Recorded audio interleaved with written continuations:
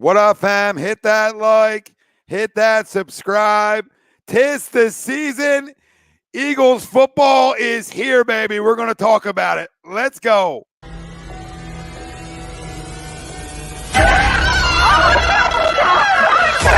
Let's go.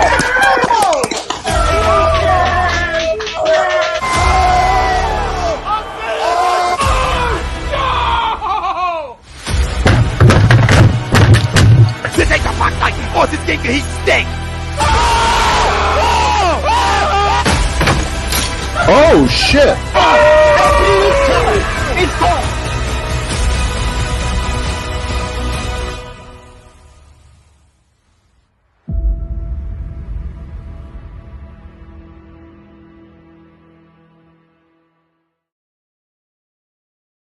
Bob Mannery here. You're listening to A2D Radio, real sports talk radio for the fans, by the fans, no agenda. These guys are the best in the business. Hashtag it. No notes. Welcome in, everybody. This is A2D Wednesday nights, only on A2D Radio. Every Wednesday night, we are brought to you by BetUS, and BetUS is a leading online sports book. They've been in the market for over 25 years. You can bet anywhere in the U.S. on everything. Use our promo code A2D for 125% sign-up bonus. As usual, Frank Vespi, Chrome, Greg, Ralphie, Ryan, I'm Tom. No with the night. Show must go on without him. Can't believe he's missing week one. Can't believe it. At the end of the show, we'll do our locks of the week. We'll give our NFL week one predictions. But our main topic at hand is Eagles versus Lions preview. It's here, baby. It is here. It's exciting. And it doesn't feel real right now. You know what I mean? I don't think it's going to feel real until kickoff. And you're like, all right, football's back. Even Thursday night, it's not going to fully sink in until we go live, right? And that's when it's really going to sink in. Such an exciting time of the year because, you know, you're starting to get a bunch of sports that are going to be going at once soon too.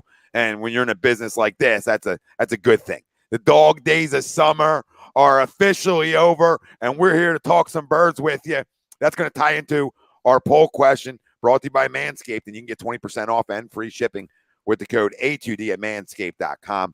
Unlock your confidence and always use the right tools for the job with Manscaped. It's time to throw out your old hygiene habits and upgrade your life and your world. So make sure you use our promo code A2D and get 20% off and free shipping. Our poll question for tonight's show: the Eagles will have a stress-free victory over the Lions on Sunday. Do you agree or disagree? Let us know. Facebook, YouTube, Twitter, that's where we're live. Everywhere you get your podcast, I mean everywhere, we're there as well. So hit the like, hit the subscribe, love a 5-star review, and make sure you're downloading the podcast. You know, I see people are. So we see you guys. We know who you are. We know your truths out there. So to the poll, you know, this is a football team that should win 11 or 12 games. That being said, which that's where I have them, that being said, stress-free, that's comical. You know, that's a laugher to me. I don't care who we're playing. Like, and especially week one of the NFL season. Like, if it was week 8 and we knew who really, like, we think we know who the Detroit Lions are, but you don't know who anybody is really until kickoff, right? And then you start to find out who teams are because year in and year out, teams sort of have a different identity. I know Detroit's been, you know, a pile of garbage for a long time now, right? I get it. I get that they don't win a lot of games. I understand that. You know, they're America's team, America's darlings right now after Hard Knocks, and I would love to go in and beat them up, right? But I don't care about that. I don't care about stress-free. I'm a Philadelphia sports fan. Stress-free left when I came out the womb. You know what I mean? Stress-free went out the window. Nothing stress-free here. I mean, I got 2 parades in my lifetime, right? 39 years going on a 40-piece nugget, right? And I got 2 chances down broad. So stress-free is not a realistic thing for me. Now, could they go beat the Lions by double digits and it feels stress-free? Sure. I know it here.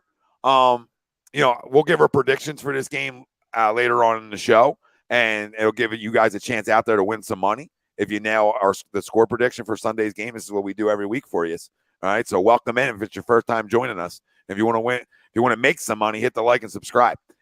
But I disagree. I don't think it's going to be stress-free. I think it's going to be a close, tough game early, which later on, it could be a game where you end up winning by double digits. But, I don't want to come in and say week one, we're blowing anybody out.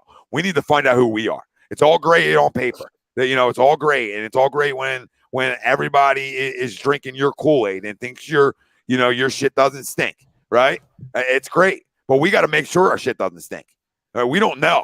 We assume we're a really talented football team. And we know that. Okay? And they're usually the teams that win football games. But we got to still figure that out, guys.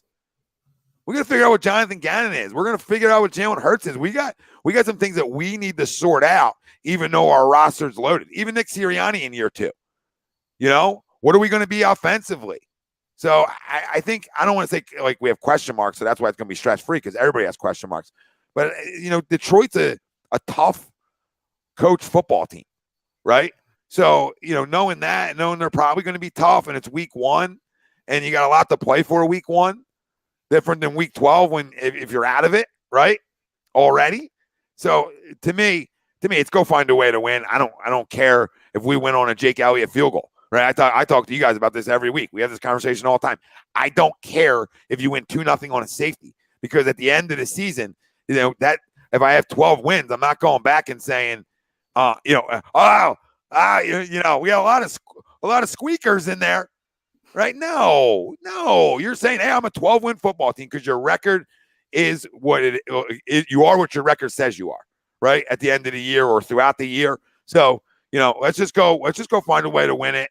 I know people are out there going to have 42-7 Eagles, and that's cool. That's good, and I respect that. All right, but week 1, I'm not talking blowouts. I'm just not going to do it. I've watched week 1 games, right? And you're going to somebody else's place week 1. And again, new season brings new life to football teams sometimes, right? So you're going to get teams' best efforts early in the year because that's also when teams are healthiest, right? So, listen, Marcus, I agree with you. You catch Marcus on Pro Fan Talk every Thursday on A2D. And I agree with you. I think that could be a score, right? But, I'm going to go more of a closer football game where you end up getting the double digits. So I don't think it's going to be stress-free. And that score could very well come true. And it's 10-10 and a half, right? And then you get a little stress-free second half. But there's going to be a point that this gets a little stressful for us because it's just who we are, right? Yeah. So, boys, let me know what you think. Family out there, let us know. Do you agree it's going to be, a stress-free football game, or do you disagree? And we'll get the score predictions and our offensive players of the game and defensive players of the game, as the show goes on, and that gives you guys a chance to win some money out there. So please chime in. Please let us know. Boys, waiting for the person to tell me there's gonna be no stress on Sunday. I'll go next real quick. Like you, Tommy, does anybody know where we're from? Like what city we're from? We're talking stress-free football for week 1. There's no way that's happening on week 1, especially for the Eagles. So I'm gonna go disagree. On paper, we are the better football team. We should come out and beat Detroit. But for being stress-free, no shot that's gonna happen. But I think, like I said, on paper, we're the better football team. We should be coming out flying. Obviously, the owner and the GM wants to throw the ball 5,000 times, so we'll see if that happens this week. But for stress-free, I'll go disagree. I think I strongly disagree stress-free game because we all know there's going to be that point where everybody's going to be on the edge of their seat. We might go down 10-0, and it's like, well, here we go. We go down 10-0 or 13-0, and it's like, well, here we go. It's going to be a long season. And then, like you said, Tommy, second half could come, and we could just blow the doors off. The term stress-free, to your point, Ralphie, to your point, Tom, it doesn't exist, at least in my world in Philadelphia sports. I haven't seen it. I don't want to speak for everybody, but I think everybody's kind of in the same boat. I don't care if we expect this team to be good, expect the team to be bad. There's no such thing as stress-free anything. And sure, say, for example, a dream like week 1 comes out and we win 44-3. Well, okay, there'll be stress feelings before the game, during the game, because it just doesn't exist, right? We're Philadelphia fans. No, we'll win 42-3, and we'll have 4 guys out for the year. Yeah, or like yeah, right. Right. I mean, majority of that will be like defensive scores, and then Jalen will end up not looking good or something. Like there'll always be a silver lining to even the greatest moments here in Philadelphia. That's just period, point blank, end of story. The amount of people that I've seen over the past like week to 10 days talk about how this is why the poll question is what it is. Talking about how this is one of the most stress-free week ones of their lifetimes. Like, listen, exciting? Sure. Like, looking forward to? Great. Awesome. But what, like, the people that are saying that and tweeting it and putting that into the universe, what the hell were you trying to do? Like, I already feel bad that the national media is on our side, right? Like, that we're the darling. Oh, the number one seed in the East. Definite winner of the NFC East. All that stuff. Like, I feel weird about that. It feels kind of dirty. Now we're talking about stress-free week ones in September when we already know around the NFL things get a little weird, right? Because the unknown factor, teams are fired up, and also the rust factor is there because preseason really doesn't matter, and most of the legitimate big-time starters, they're really getting their first real game action, on this Sunday. That's kind of what it's going to be. So the rust factor, the unknown, that's going to kind of even the playing field. And by no means do I think this is me saying that the Detroit Lions are going to win this football game. No, I don't expect that.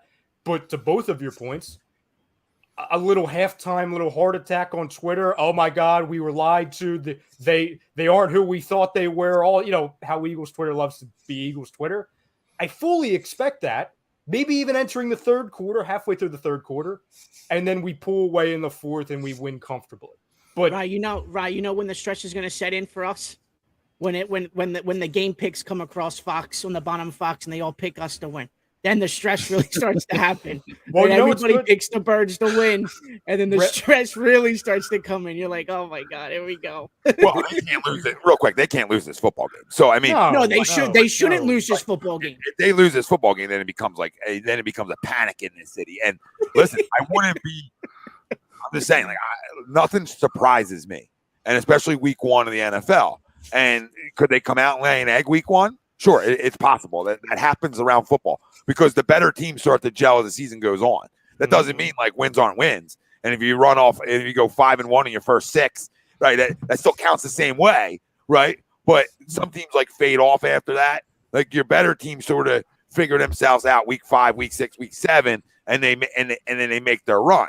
Now, but you don't know how your schedule is going to go later on in the year. You know what it is right now. You have Detroit week 1. And you know what their roster is, right? That's when you start doing predictions and wins. Right? It's a must-win football game because, again, you don't know what other teams are going to be as the season goes on. Schedule might seem easier. It might seem hard to people, whatever it seems like, but that can change in a blink of an eye, right? And we all know that. So we know what Detroit is. And they're maybe a 5-6 win team if they make a jump from last year. That's a maybe, right? That's like sort of their window. So you got to go take care of business. And that's as simple as that. So, in terms of am I stressed that they're going to lose? No. But would a game be stressful? Of course. That's just us. Yeah. I mean, the trials and tribulations of a game, a deflection, anything, honestly, anytime, and it's not a shot at them, anytime the quarterback of my team, therefore Jalen Hurts, is throwing the football, I'm going to be a little stressed for a little bit, right? Because I don't know what I'm going to see. I don't know what I'm going to see. And that went for Carson. That went for many quarterbacks in the past. It's just, I'm not going to be the guy in week 1 to be like, hey, let's calm down with our excitement. No, if anything, this is the time to be excited because if anything, it can only go downhill from here, right? Especially if you lose week 1. But it's the people out there saying, hey, this is the most stress-free week 1 of their lifetime. I'm not going to tell you how to feel, but just calm down with that, putting that on Twitter, okay? Because there's a thing called receipts. And I don't need any of that being in our life after Sunday. I don't need it. Can we say that the last year Carson was here facing Washington to open the season? Thank you. Even that first half. And we had a freaking Even that lead. first half for those first 2 drives.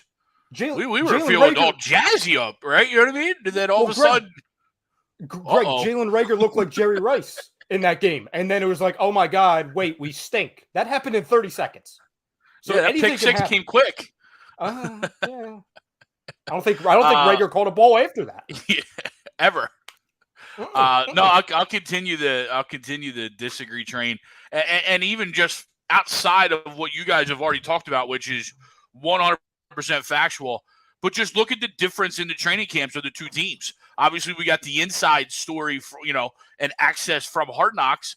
But Detroit came out and was physical and put pads on it and went back to a hard-working, blue-collar, old school type of training camp where the Eagles didn't. And we obviously don't know if there's right or wrong answer, right? We're healthy. They seem to be fairly healthy, but we know we're healthy, and that's the most important part going into week one. But you with the differences there, I at least expect a little bit of a slow start, right? Tommy, to your point, right? It might be 10-10 at halftime. It might be 14-10 at halftime, one way or the other. And then as we get hit, as we get punched in the mouth, we start to wake up a little bit. And then we are the better team starts to hopefully overtake into the second half. So, yeah, I mean, you guys have hit some nails on the head that are 100% true. And then you add in the difference in style of training camps and the way they're building and we're building towards week one. I think that first half is going to be pretty stressful. Yeah, remember, we didn't throw the ball a lot last year when we played them. Oh, yeah, all running. I think Jalen only had like 100 yards passing, and he had like 71. I mean, he did have like 71 yards rushing, but I'm pretty sure he only had like 100 yards in the air in that football game. I'm going to look. I mean, that's a game we won 44-6, so it doesn't matter. Are we better than that last year? Absolutely, right? Like, absolutely. So, like, that side of it I get, but like week one's like, I'll just keep saying that part of it, Greg. Like, week ones are they're just tricky. No, absolutely. Yeah, I mean, I always try to find a reason to create the argument through the poll question. I can't here because I have to disagree as well. It's week one. Every team is going to have stresses. At the end of the day, you want to come out healthy. To me, that's the biggest factor, is coming out healthy. We have other question marks. We haven't been out there. There's a lot of teams. You saw Miami still running their first unit out during that third game. Yep. We haven't been doing that. We're winning practices. So I feel a little bit of stress, particularly with a lot of the different changes that they have made on the first units this year. When you look at the linebackers, you look at the secondary, you look at the changes on the line, that cohesiveness, we haven't seen it yet. And I need to see it for a full 60-minute game here. So to me, without question, you can't go into week one. And there's no team, I don't care who you're playing, that should go in. Everybody has a clean slate. Everybody's tied. So the only thing maybe I'm not stressing out about this week is this is the start to the path to 4,000 yards for Jalen Hurts this year. He only needs 235 to start that average moving forward. I actually do think he's going to have a really good passing game. I think it's going to be the opposite of what you saw last year. I think they expect that they're probably going to run the football a little bit more. And I hope that that's the pace that they set early in the game. But I do think as the game goes on, you're going to see Jalen throw the football a little bit more, because I do think there's a little chip on his shoulder. And I think I mentioned this a couple of weeks ago. I do think there's a chip that, there's high expectations for the Eagles, but almost a low expectation for him individually in consensus. And I think that he's going to want to show everybody that he's going to live up to the expectation that's put on the rest of the team. So do I think that this is going to be a cakewalk? No. But Greg might be right. It might be a slow start to get the legs under. I know, Greg. I can't believe I'm saying that either. But I expect, maybe a quarter in, I think that we'll start to see them get their legs under them. You'll start to see that cohesiveness. So I do expect a double-digit win, probably somewhere in the range of 14, 17 points. But I don't think it's going to be easy, particularly in the first half. Yeah. And listen, it could be. It could not be. There's just no way of knowing yet. We don't have a sample size on our football team. We don't have a sample size in 2022 when you talk about the Detroit Lions either. We have things to see. I mean, how Miles going to be? Yeah, I mean, just in general, what are we? I think I speak for all of us. I think we're we're loaded top to bottom, right? We're in a great spot. But with that comes pressure and expectation. So you want to see how your guys come out under those circumstances. So, I know people are like, listen, Nate, I get it, right? When you talk about like it's Detroit, but it's just week 1. And that's why it's not like you just have to like you can't look at it like that. Like week 1. Like I said, week 4, week 5, you can start looking at it like that. Yeah, I agree. Here they are, they're winless, right? Or they only got 1 win, and Detroit's Detroit again. And I'm not telling you Detroit's a playoff team because they're not. I'm not telling you they're a 500 team because they're probably not that either. But I'm going to tell you that they're going to be tough, and they're going to be well coached, and it's in their place, and it's week 1. And with week 1 comes guys believing, right? And then when you start losing football games, the belief goes away, and then you are who you are, right? So, could we come out and blow them out again? Sure. But they still have the taste of us blowing them out last year. So you sort of find out if that has any edge to it. But on paper, if you simulated it in Madden, this should be a roll job. I mean, this should be a 17-point plus victory easily. It should be. Again, week 1. Frank, what do you think? I mean, yes, I am confident that the Eagles are going to win by double digits as well. To answer the poll, my definition of stress-free is a lot different than you guys. Please elaborate on that one. Yeah, I mean, stress-free for me is like, stress-free for me, it's like if we're making way too many mistakes, right out the get-go, I know there's going to be some rust. I know there's going to be some hiccups, but what I saw, and I know everybody says, oh, it's preseason. I really like what our offense has, in that one series against New York. I like to see those that vision that Nick Sirianni has in place with the additions of AJ Brown and Zach Pascal.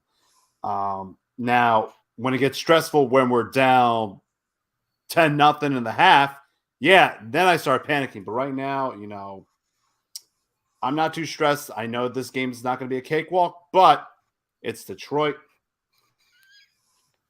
But I agree. I think this is going to be stress.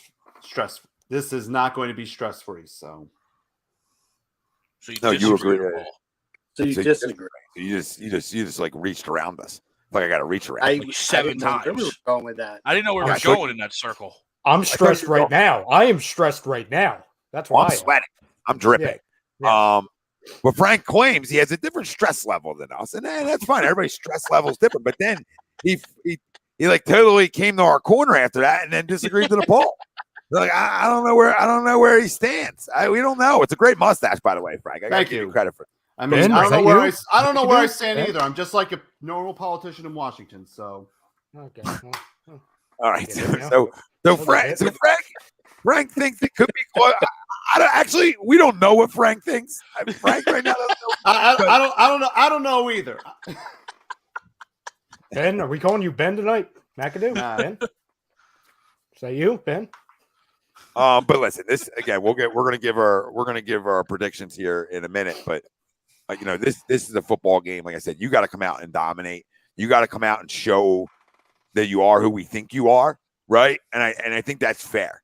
Now, week 1 doesn't dictate a season, but if they come out and they look sloppy and they don't look good enough, that's concerning. I'm just amazed that like the people who are saying, "Oh, it's you guys are drinking the Hard Knocks Kool-Aid and this and that." Nobody's saying that we don't think we're going to win this game, but there's a difference with week 1 stress. Stress-free is like nothing to worry about. We're going to sail through this. But we're talking about there's other levels of stress, worrying about health, worrying about getting the chemistry, establishing whatever your scheme is going to be early on, particularly when we haven't seen it with all the changes. It's not, if anything, our stresses are more within ourselves. We're not stressing about the Lions, guys. No, and that's kind of first off, I haven't watched Hard Knocks. I don't care to watch Hard Knocks. I haven't watched Hard Knocks. So there's nobody on there. Mark, there's nobody drinking Kool-Aid. Hard Rocks when they went to the Raiders season.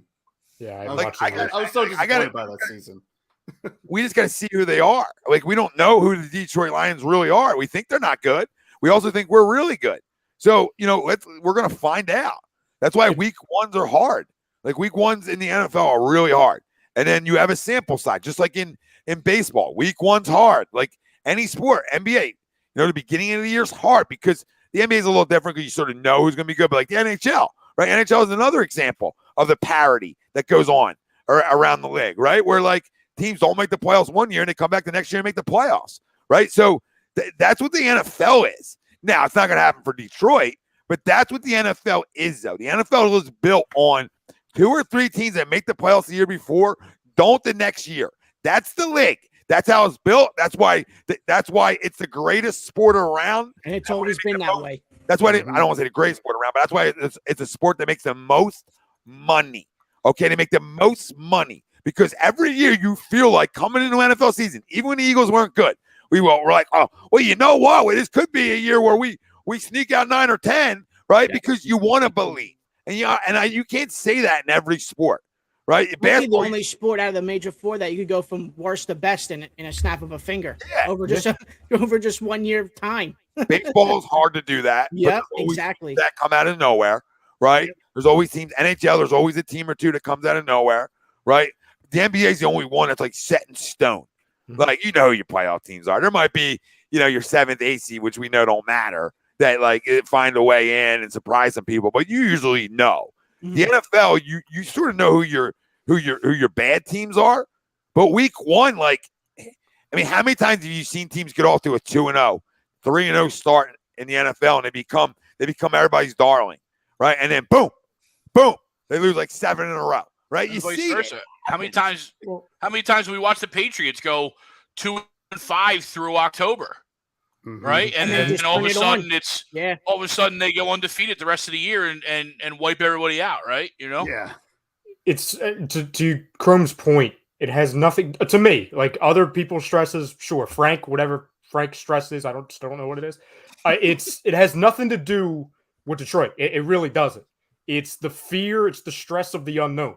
It's also looking back and it's like, oh, okay, this time 24 months ago, we were bad. Like we were a terrible organization. We wanted to run our GM out of town. We didn't have a coach. We didn't have a quarterback. And now all of a sudden you fast forward it to now and we're getting picked to go to the Super Bowl. We're getting picked to win the NFC East, the entire conference. And there's a lot of expectations. And I think part of this fan base, it's kind of like we don't know really what to do with our hands because the last time we went into a season really hot and feeling ourselves, it was 2020. That resulted in what I just mentioned. That is half the organization was gone. The quarterback was gone. The coach was gone. And we wanted the GM gone. You had 2015, Sam Bradford, Dream Team 2.0. 4-0 preseason. Didn't end well. And then obviously the the Dream Team. Now, I don't think any of those compare to this. It's completely different. But it's like, hey, there's a lot at stake here. There's a lot of moving parts. And also, I don't know, the biggest part of our offense last year was our running backs. Our starting running back 1, per se, he hasn't played at all.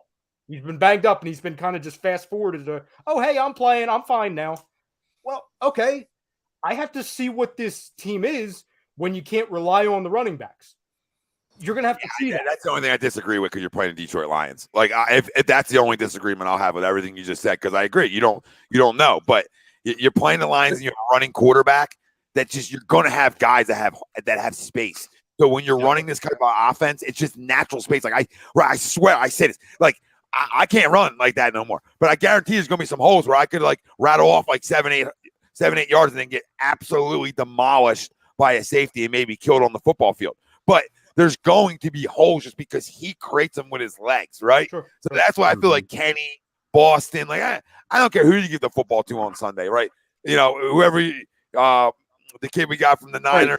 Sherman. I don't care. Like you're going to be able to run the football, especially against Detroit. But you're going to be able to run the football all year because you have a dominating offensive line, sure, and you have a running quarterback. So that's like the only thing that I am not concerned about. Like, I don't care if Miles Sanders wasn't playing. I would still say this football team should rush for $140. Like, they should walk in the 140 because you're going to get anywhere from 50 to 70 from your quarterback. You're going to have games where he only gives you like 30, right? And there are games where you probably run the football more because the read's going into the belly, right? But when you're running like RPOs like this, man, it's tough to not run the football well unless you have a shitty offensive line, which we don't have. And that's the biggest point too, is that we just went, both you and I just went on a 5-minute monologue between us before we even started talking about the other team. So that's where like everybody's like, oh, you're really worried about the Lions? No, we have to handle what we need to handle before I even say, hey, the Lions, just the Lions. Well, they're not the 1-win Lions anymore. They're not the Lions that have no wide receivers anymore. They've got Amon-Ra St. Brown. They have DJ Chark. They have DeAndre Swift out of the backfield. They have a better offensive line. They have Aiden Hutchinson, even though I don't think he's going to be awesome. You have Jeff Okudah coming back, and they're fired the hell up. So it's like, hey, maybe the storyline of, hey, oh, it's just Detroit. I get it. Do I think the Detroit Lions are going to be anything, surmountable as far as a playoff team? No. Super Bowl team, stop it. But we have enough questions on our end before we even start worrying about, hey, the Lions are a little bit better than maybe we expect them to be just because it's the Lions. Yeah. Like nobody's nervous of, is Brandon Graham going to come back healthy and be able to produce anywhere near the level that he did? Yep. Is Kelsey healthy week 1? Is Miles Sanders healthy week 1? Is Jalen Hurts going to be able to get all these balls or get the ball to all these weapons? Hopefully that pussy's not. Is Gardner Johnson going to be able to truly play the safety when he's played the slot the majority of the time? I mean, there's still a lot of things to be a little bit nervous about. And they're all on our end. I'm not worried about the Detroit Lions. I'm worried about what I'm going to see on the field from our team in terms of keeping our house in order and getting everybody healthy through week 1.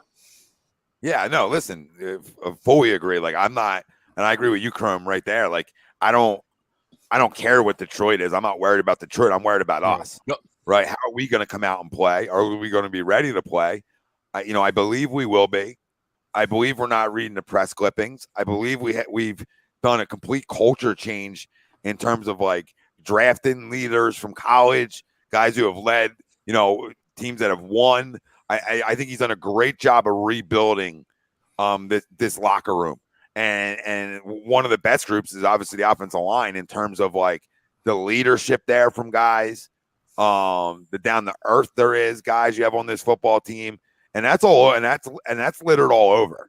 So, I got to believe they're not reading all that stuff, and they know they got to go out and play football. You still have big time leaders here. Obviously one of the best Eagles of all time, and a guy like Jason Kelsey. So you still have these pieces still here. Brandon, even though he might not be the same guy he was, but the leadership is something that is so important, especially when you have some young defensive ends and you have some young pieces on your defense. Going out and getting a guy like Gardner, from the Saints, I think that's like a home run. Even though I don't think the guy is Ed Reed, but I just think it's a home run for a position that you were weak in. And I know, Ryan talked about earlier, there was times where we talked about, Howie Roseman, time to go. But every time he gets backed into a corner, he goes back to his roots and builds football teams the proper way.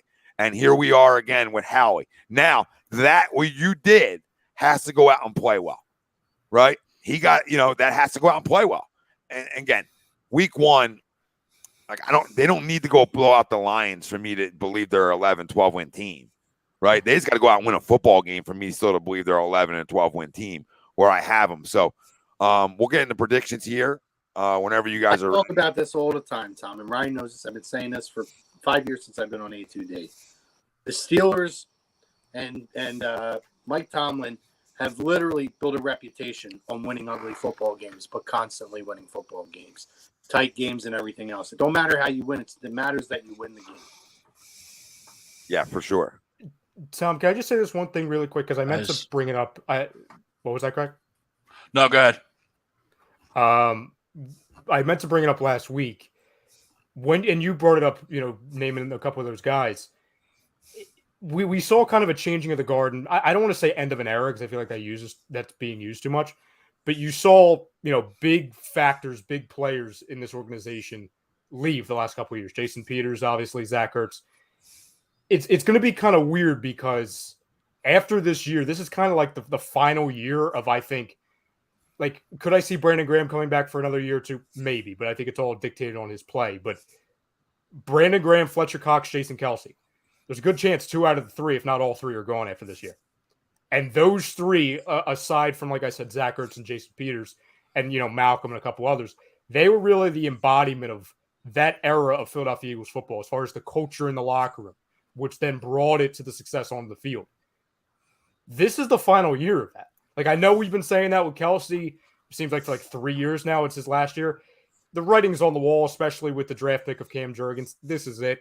Fletcher, he's been on the downtrot the last couple of years, and, it was kind of just a, hey, we'll bring you back, see what you have type thing. Unless he really balls out, he's out of here, especially because Jordan Davis is in the building. And Brandon Graham, we don't know. So it's going to be weird seeing it, a good type of weird, right? Because I think, to your point, like we've talked about before, you have the Jordan Davises, the Nakobe Deans, the Darius Slay, who's more of the veteran, obviously. Jalen Hurts, Devontae, A.J. Brown, that will kind of assume that role of the new keepers of the locker room. But we've been setting kind of a status quo for, about 10, 11 years with those core guys. And in 12 months, they could all be gone.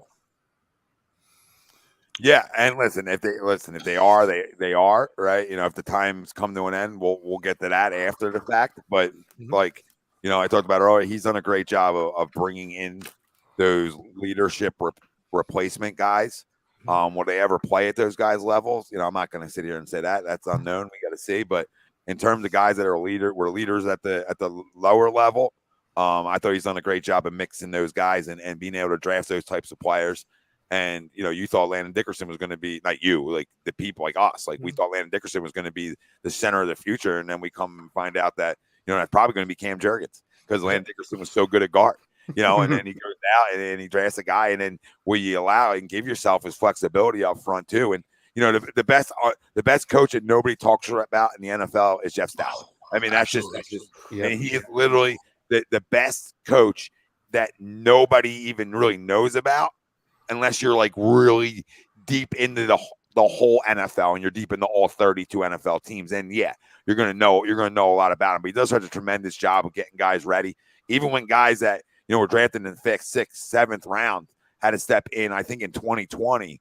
I thought guys did serviceable jobs per se. They weren't like turnstiles, like guys like Driscoll who had to play and other guys like that. I thought they did a really good job. So,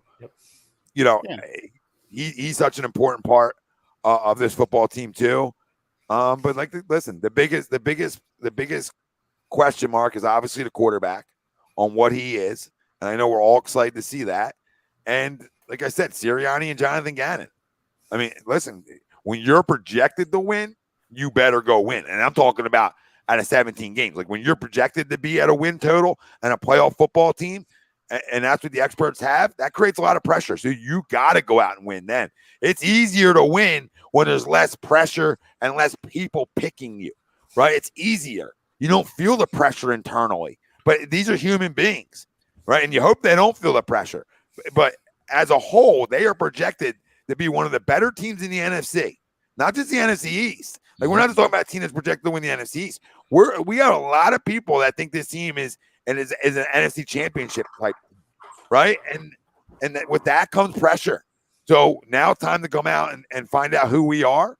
And we'll get into our predictions here, and we're going to tell you who we think they are, at least week one. But, I think we all gave what we thought our win total was going to be, or, throughout shows leading up to this. And there's nobody on here that doesn't have them as a playoff team or winning the NFC East or at minimum getting in, right? So everybody has us there. So we all believe in it. And that's even with the question marks at quarterback. So, Bill, I don't agree with 27-24. What is the line for the game? Anybody know? 3.5, 4. Favored by 3. It's 3 right now? 3.5 for the Eagles. Yeah, I don't think the Lions cover this football game. So, as much as I, talk about stress, being a little stressful, etc. Listen, no shot that this is a 3-point football game. I just don't see it. I don't see it. Like they're going to come out and they're going to fight and they're going to be scrappy, but we got to play terrible for this to be a 3-point football game. Terrible. Absolutely terrible. So I think, and if we are the offense we hope to be, we're in the 30+ range, right? So I'm gonna say 34-17 Eagles. That's where I'm going prediction wise. And like I said, it could be 17-17 at one point. right? And then we finally pull away. We finally prove that we're, hands down the better team. But, I wouldn't surprise me if they scored 17 points. Like, this is the NFL. Like, it is 2022 NFL. Teams score. So as much as I think this defense is loaded up, right, teams still find ways to score, right? And that can happen in different ways. That could be a punt return, taken back down to the 10, and then they punch it in from there. So, like I said, 34-17, 34-14 is sort of my minimum.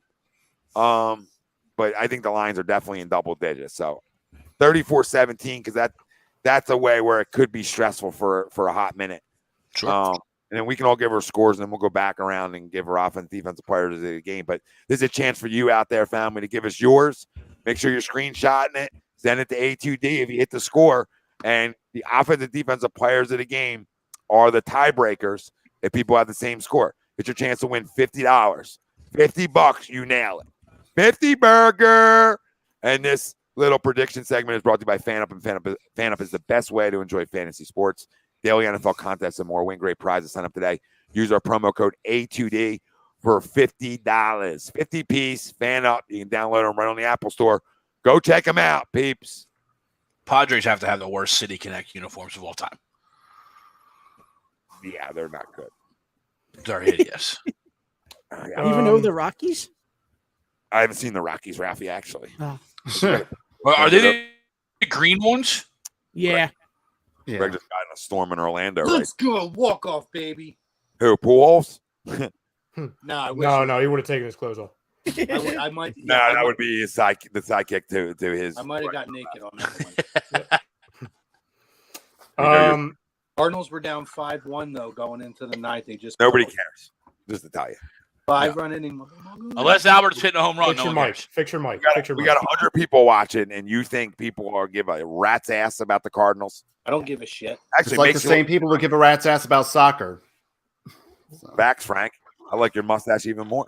Yeah, it's a good mustache, Frank. After that comment, Ooh. I feel like it just tickled me. You know what I mean? Frank, you go ahead. You go next. You earned it. Okay, so I'm gonna go the Eagles winning 33-13. Damn. And let's start off my 30th birthday with a win, please. Birthday talk. Birthday talk. And if it's a loss, well, I'm not gonna make the joke. Yeah, So- don't please. Yeah. You're doing so well. Just don't do it. I know. Just leave it alone. Let's relax. I'll get all more snippy, and then I can get released on my contract and embarrass my owner. So I don't even know what that means. Ralph, go ahead. Chrome knows. Birds win 23-16. Stressful as shit, as it always is in week one. I'm going to keep it goddamn close. 23. Wow. 23-16. Uh-oh. Wow. Birds win. There goes 4,000 yards for Chrome. Yeah, right? I think it's going to be 13-10 at half, Eagles. And then we step on their throats, and it'll end up being 30-17. Okay, so you're right by me. I got you. We're in the same ballpark. Gregory? Please pick Seeing up as I already have the ticket for -4.5 or -4, so they're obviously covering. So bad. Sorry, you do I this. hate when I'm on I was looking at the other lines for like the rest of the week, and then a video randomly pops in your headphone. How old do you think I was? Yeah, it was a question for Ted and Marsh and Lynch. They're like, no, you're going to be 30. I'm like, yeah. I'm a 28-14. 28-14. Oh, shit. I kept mine close, so I'm Thank good. you, Ralphie. Ralphie, I appreciate you, Ralphie, for doing Hold that. on, and Greg, you bet on the game? You bet the 4? Yeah. We are fucked. I bet it a long time ago. I'm going to deduct my 30-17 to 27-17, and I'm not joking. I'm deducting it through. Oh, jeez. We are gonna lose to the Detroit Lions. Oh, This is like when I'm not Noah gonna say picked. the joke. This is like when Noah back in 2018 picked Eagles over the Cowboys 45-2, and we ended up losing like 28-3 or something. yeah, we got blown out. Or the one time he got overly confident with the Penn State line. What was it like That's every plus 27? That's and every Penn week. State lost. That's every week. Though. That's every week. I know. Chrome. I got a 36-18 Birds. Shit. We're gonna freaking lose. We're gonna freaking lose. So many high scores. I think it's tight first half. Mm-hmm. I think we blow the doors off second half.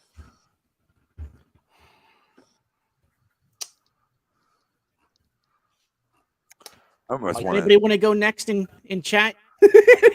Yeah. I almost want to change my opinion on something. Yeah, it's changing.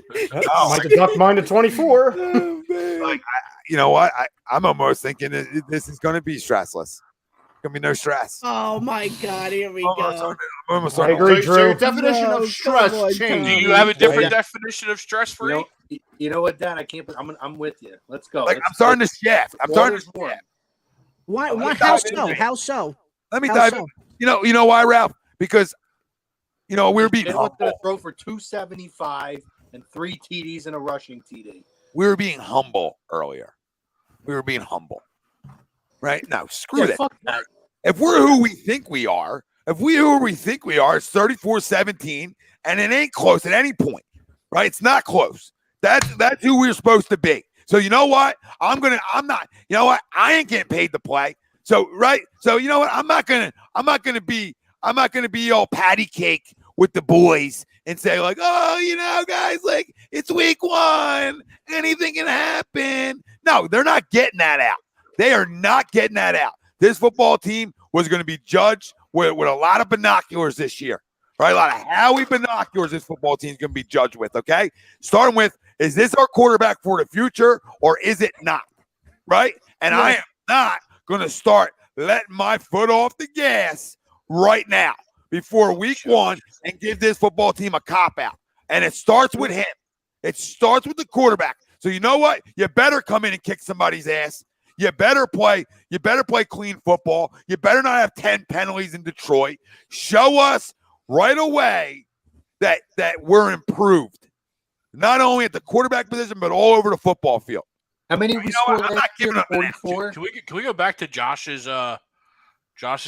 That's pretty epic beard there. I mean, that's pretty solid right there. Is that Braun Strowman? I was like, yeah, that's what I literally double checking. Is that a picture of Braun Strowman? Loving the chest, Josh. Not gonna lie. Hell yeah! All right, Come brother. on, Drew, let's Right go. I'm with you, Drew. 1,028 Oh to my 0. God. Man. Well, Drew, I know. I'm trying to make you run through a wall. I'm Jeez. trying to shift it. How much did we I'm score trying to shift. against them? 44. Sweep said what? 44. 56-2. 44 to 6. Yeah, 44 to 6. All right, Ralphie. we're gonna score more. We're gonna do 46 this year. I'm changing it.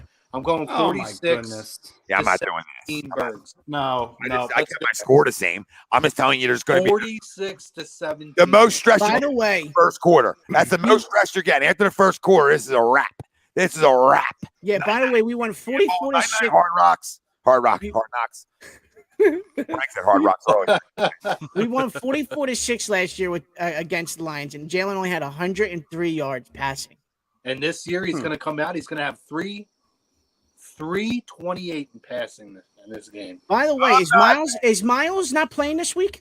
No, he is. He's fine. He's fine. He is, okay, because he didn't play Chelsea's gonna last be year and we back put as up well. 44. Sit him down. Sit him down. Ralph, Trey Sermon Ralphie. season. Trey Ralphie. Sermon season. They can throw him off the Ben Franklin for all I care. I am not allowing. And go comment on that, Miles. I never jumped. You never jumped before. You don't understand it.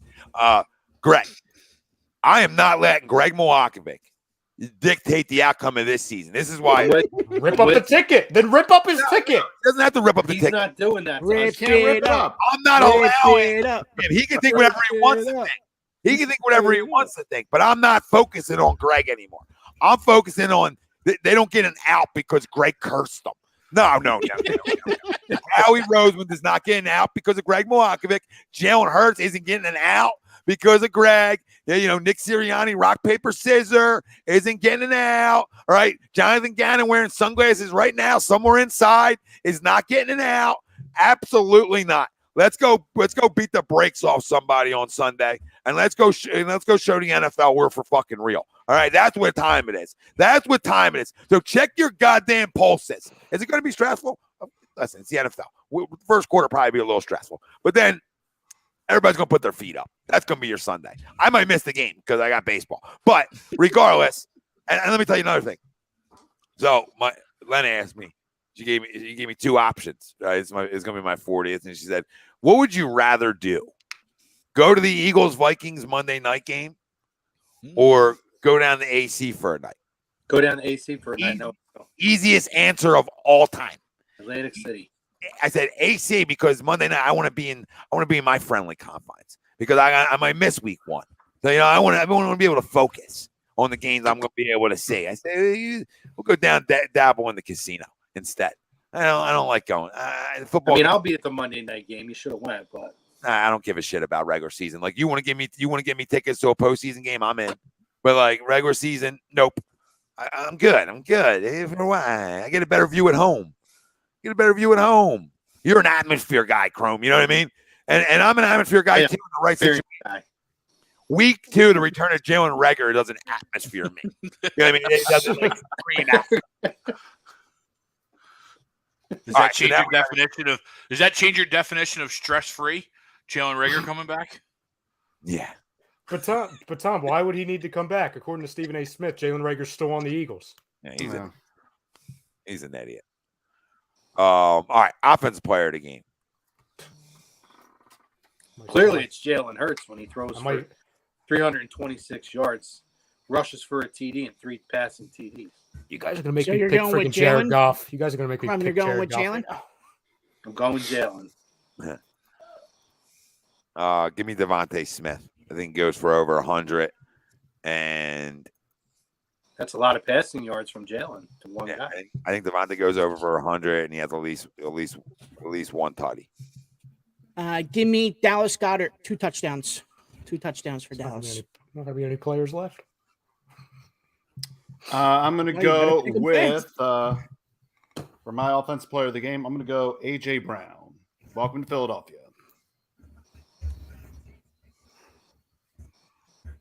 You know what? I'm going to shift it. I'm shifting it.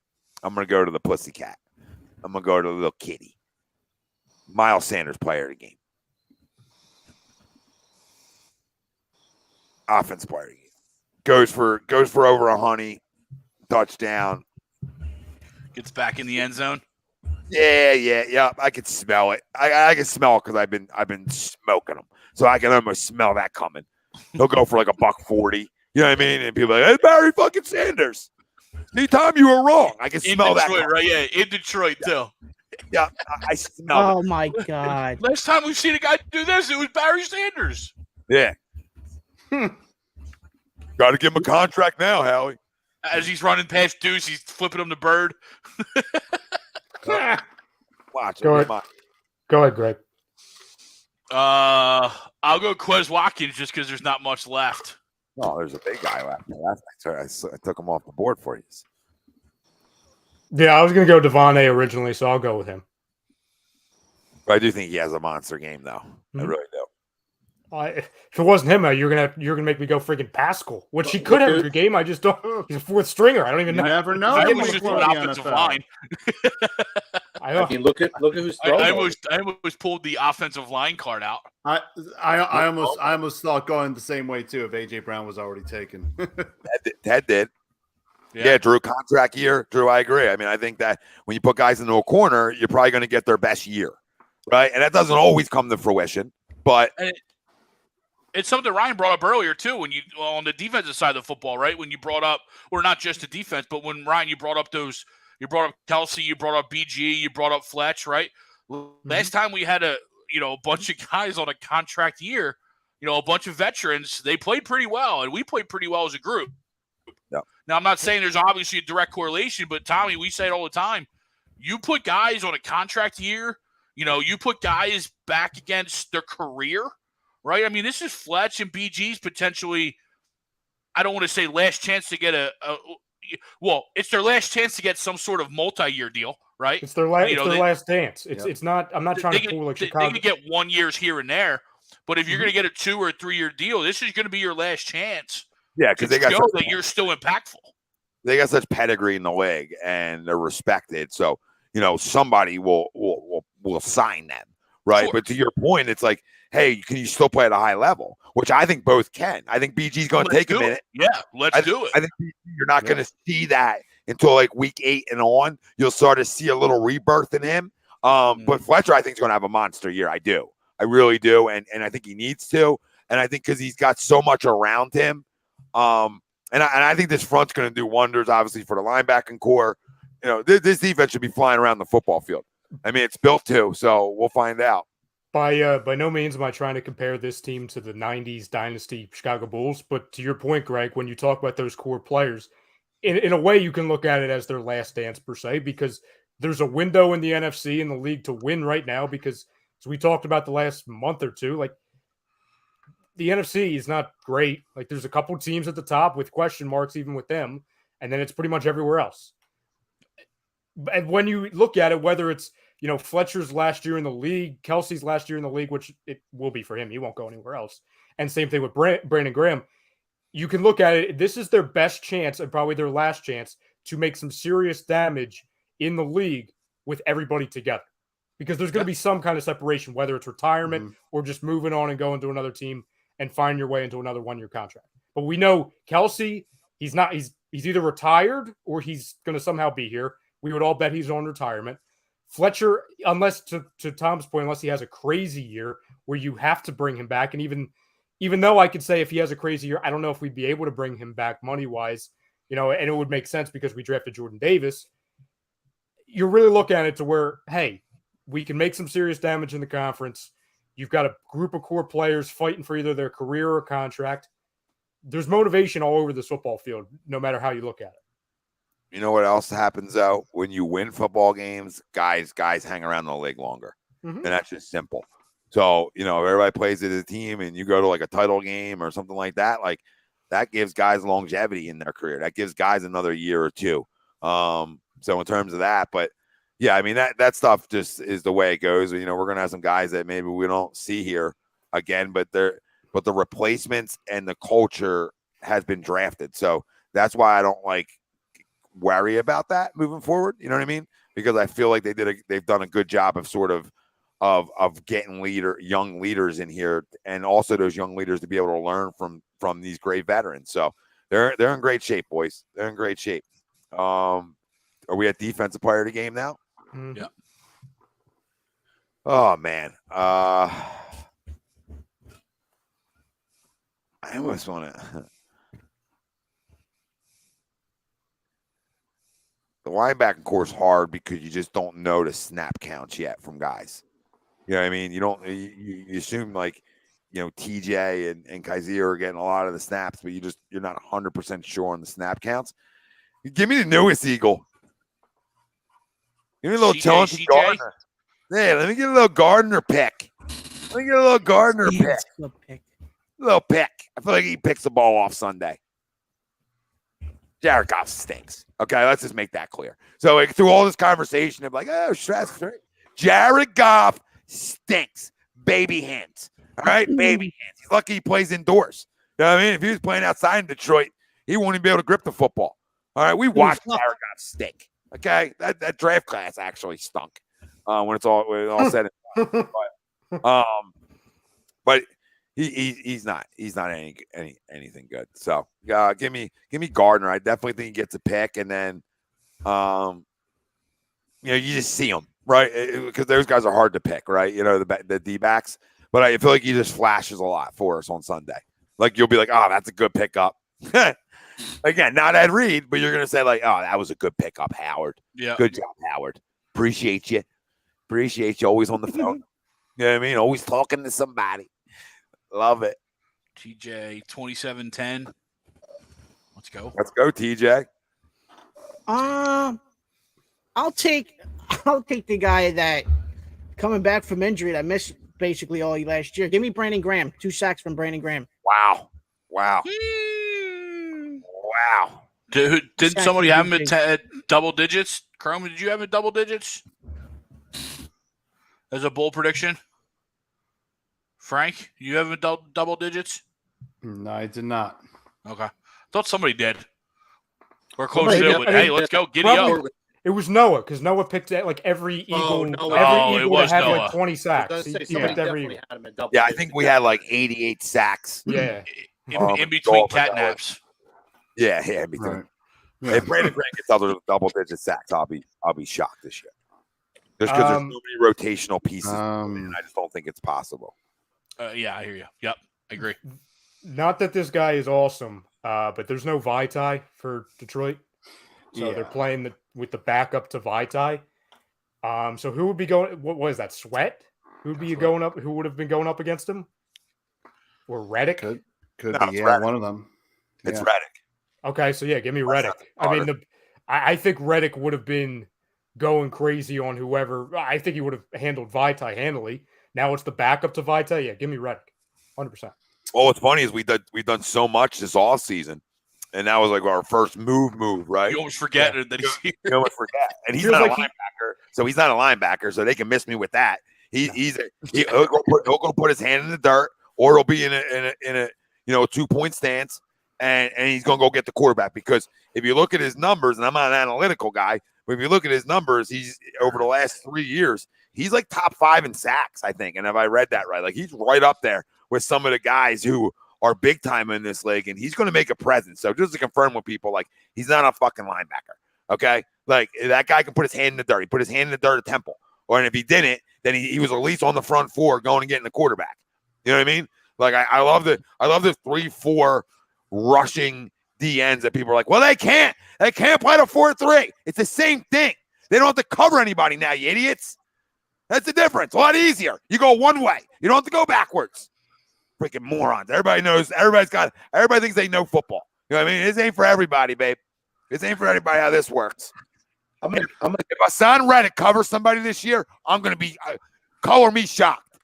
Okay? Especially with the linebacking core we have. If he's covering guys in space, I got a problem with Jonathan Gannon.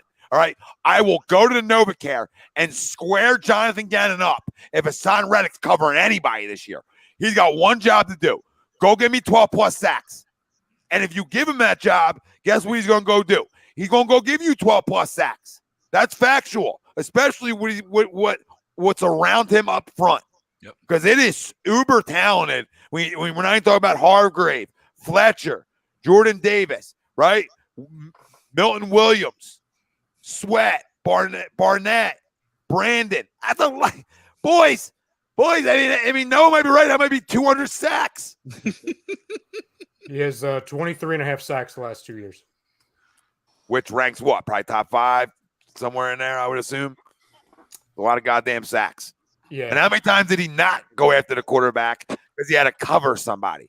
Because Arizona is a bunch of dry jocks if they were doing that. I'm gonna go with the guy, another big acquisition, but I feel like at this point with CJ coming on under the radar, now I'm gonna go with James Bradbury, pick 6. All right, I got my player, and I'm going to pull up this comment here. I'm going to go with Darius Slay as my defensive player of the game.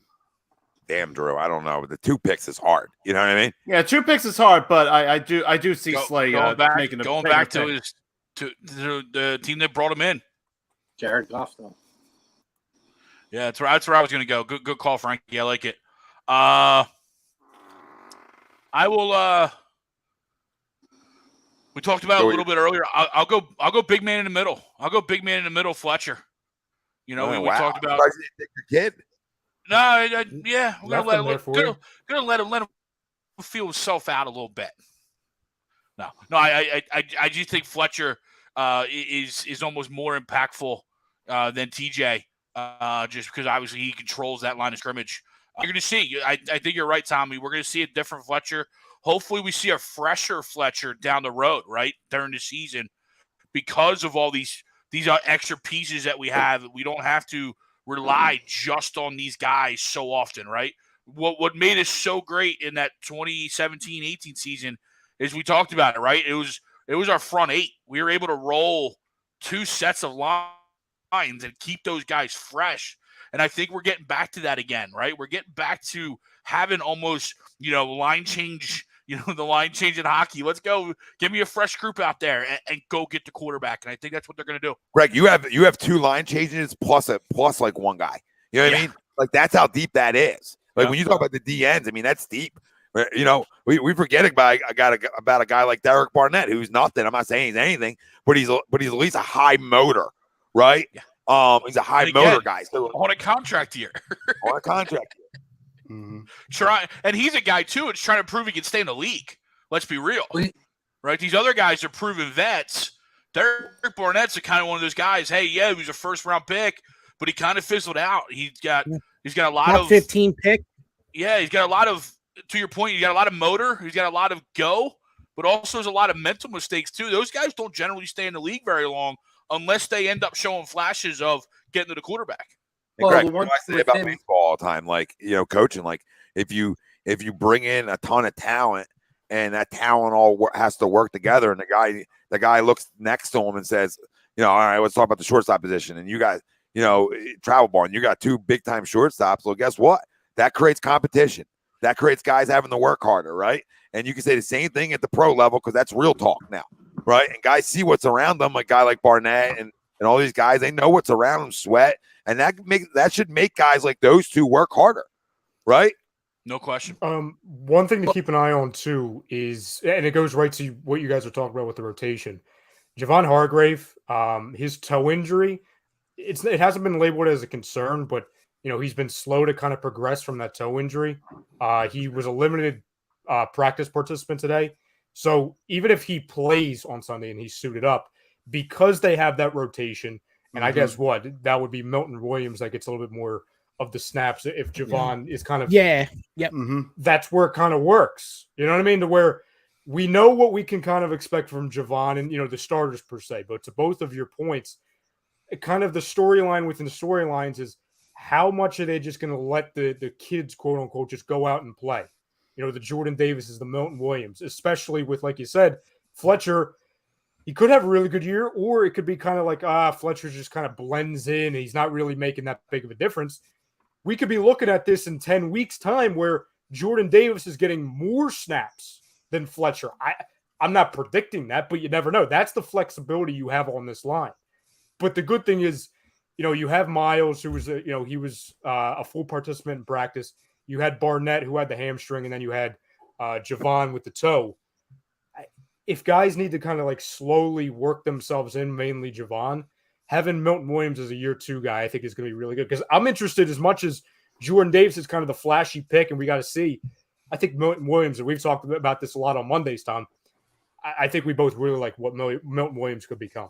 Yeah, got a high motor. And on third downs and passing situations, I mean, you're probably going to run the likes of like Reddick, Williams. You'll probably run Graham at D tackle, and you'll probably put a Sweater Barnett on the end. I mean, you have flexibility there. You can even put line Barnett up there, put Graham on the end, or put Sweat on the end. I mean, you can mix and match and be creative and get guys snaps. And then the biggest part, like Greg said, is giving guys rest. So right, I'll trump that in a way, and I'll say that I wouldn't be surprised by week 8 if Jordan Davis is getting more snaps than Fletcher Cox. Like I wouldn't be, because 1, he's going to control the run game. 1, he's going to eat up blocks, and then 2, Fletcher's fresh, and I would assume a fresher Fletcher Cox is a better Fletcher Cox. So if they're smart, and it really doesn't come out of them being smart. If Jordan Davis proves he can play at this level, which I all think we believe he can play at this level, I mean that's a grown man.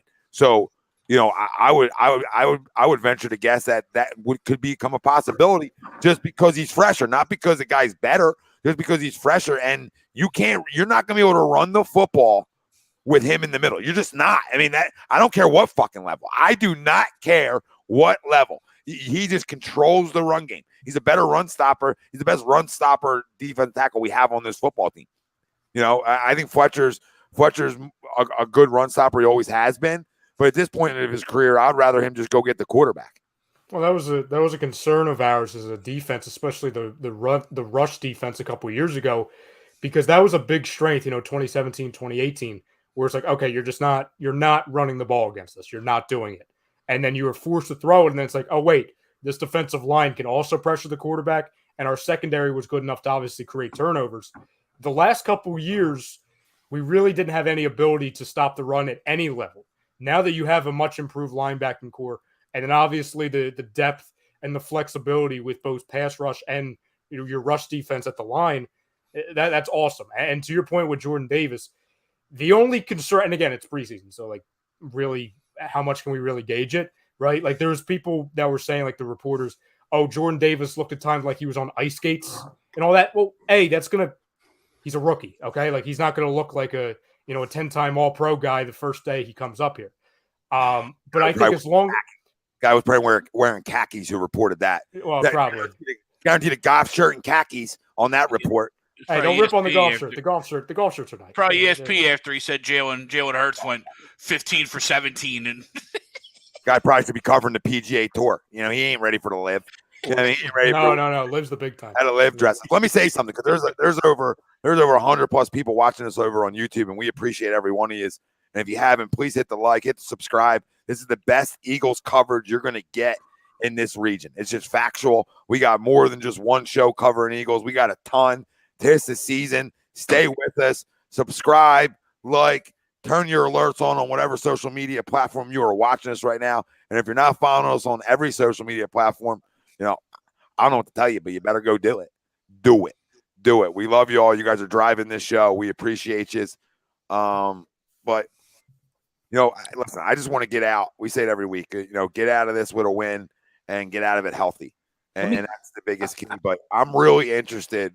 One sec. I'm really interested, and I want to talk about this. I'm really interested in what we expect to see from Jalen Hurts. Do we expect to see a progress here? Are we expecting to see somebody get better? We'll talk about it in a minute, but go ahead, Chrome. No, I just real quick jumping back to, and I wanted to make a point back when you guys were talking about Derek Barnett. And the one thing about Derek Barnett, we know the last 2 years particularly, we've seen a lot of mental mistakes, right? No. The one thing he's always had an affinity through his career is he's been involved in a lot of big plays. So he can be a guy who can make a play, be a playmaker when they need to in crunch time. And that's really important in that rotation, to be able to have guys that can come in and make plays when you need them. Last year, his sack numbers were down, but his total tackles were up. So there's something there. If he can get it together here, as part of that rotation, he could be a guy that could really, like you said, contract year, really surprise everybody. And everybody knows he's my son, and I joke around a lot, but I'm being dead serious where I say this could be a guy that could turn it around and figure it out this year in a contract year and be a strong asset for a potential Super Bowl run. Yeah, and Ryan, and we talked about this a lot when we were doing shows Monday last year, throughout the year, and you guys have heard me say it a lot. And going back to Jalen for a second, is I was willing to give him this year. This is his junior year essentially in college, and this is where guys let you know if they can play at this level. And I don't mean play at this level; I mean be a franchise quarterback at this level. And this year is so important for us to find out. So, what I'm really watching on Sunday is I'm watching to see if something's different. I'm not looking like, okay, there were some big plays and, plays on the run and different things like that, because that's great. I want him to be able to do that because that's such an asset at the quarterback position, right? To be able to have the legs to make guys miss and create big plays. But I'm interested, and I know a lot of other people are. It's not just me. I'm not on an island here. I'm interested to see what he's able to do from the pocket. How fast can he process? Because that's the difference maker, dude. If you can't process fast at this level, at some point it's going to catch up on to you, and that's either the playoffs or at some point in your career, right? You have to be able to go through your progressions and not just go through them quickly. And that's the biggest sign we need to see Sunday. I don't care about his stat line. I care about what my eyes are going to tell me. All right. And Dominic, clean football is different than what I'm talking about. And if we're really going to judge it, and we're really going to be truthful with each other and truthful about what next year entails, and I don't care about draft picks. You guys know this, right? But this time I do when it comes to the quarterback position, because you have two. So you have to care. You have to care when you don't know what he is yet. And you have to go through this year and take off your hate hat, right? Or take away your love affair and judge it. Judge it by wins and losses. Right, obviously, because that's what quarterbacks are judged by. But you also got to judge it by what your eyes are telling you game in and game out. And you obviously got to judge it when it's the last game of the year. And if this team's a playoff team like we believe they are, how does that fare? How does he look? right? And that's the only way. So I don't want to hear it because he went to the playoffs last year.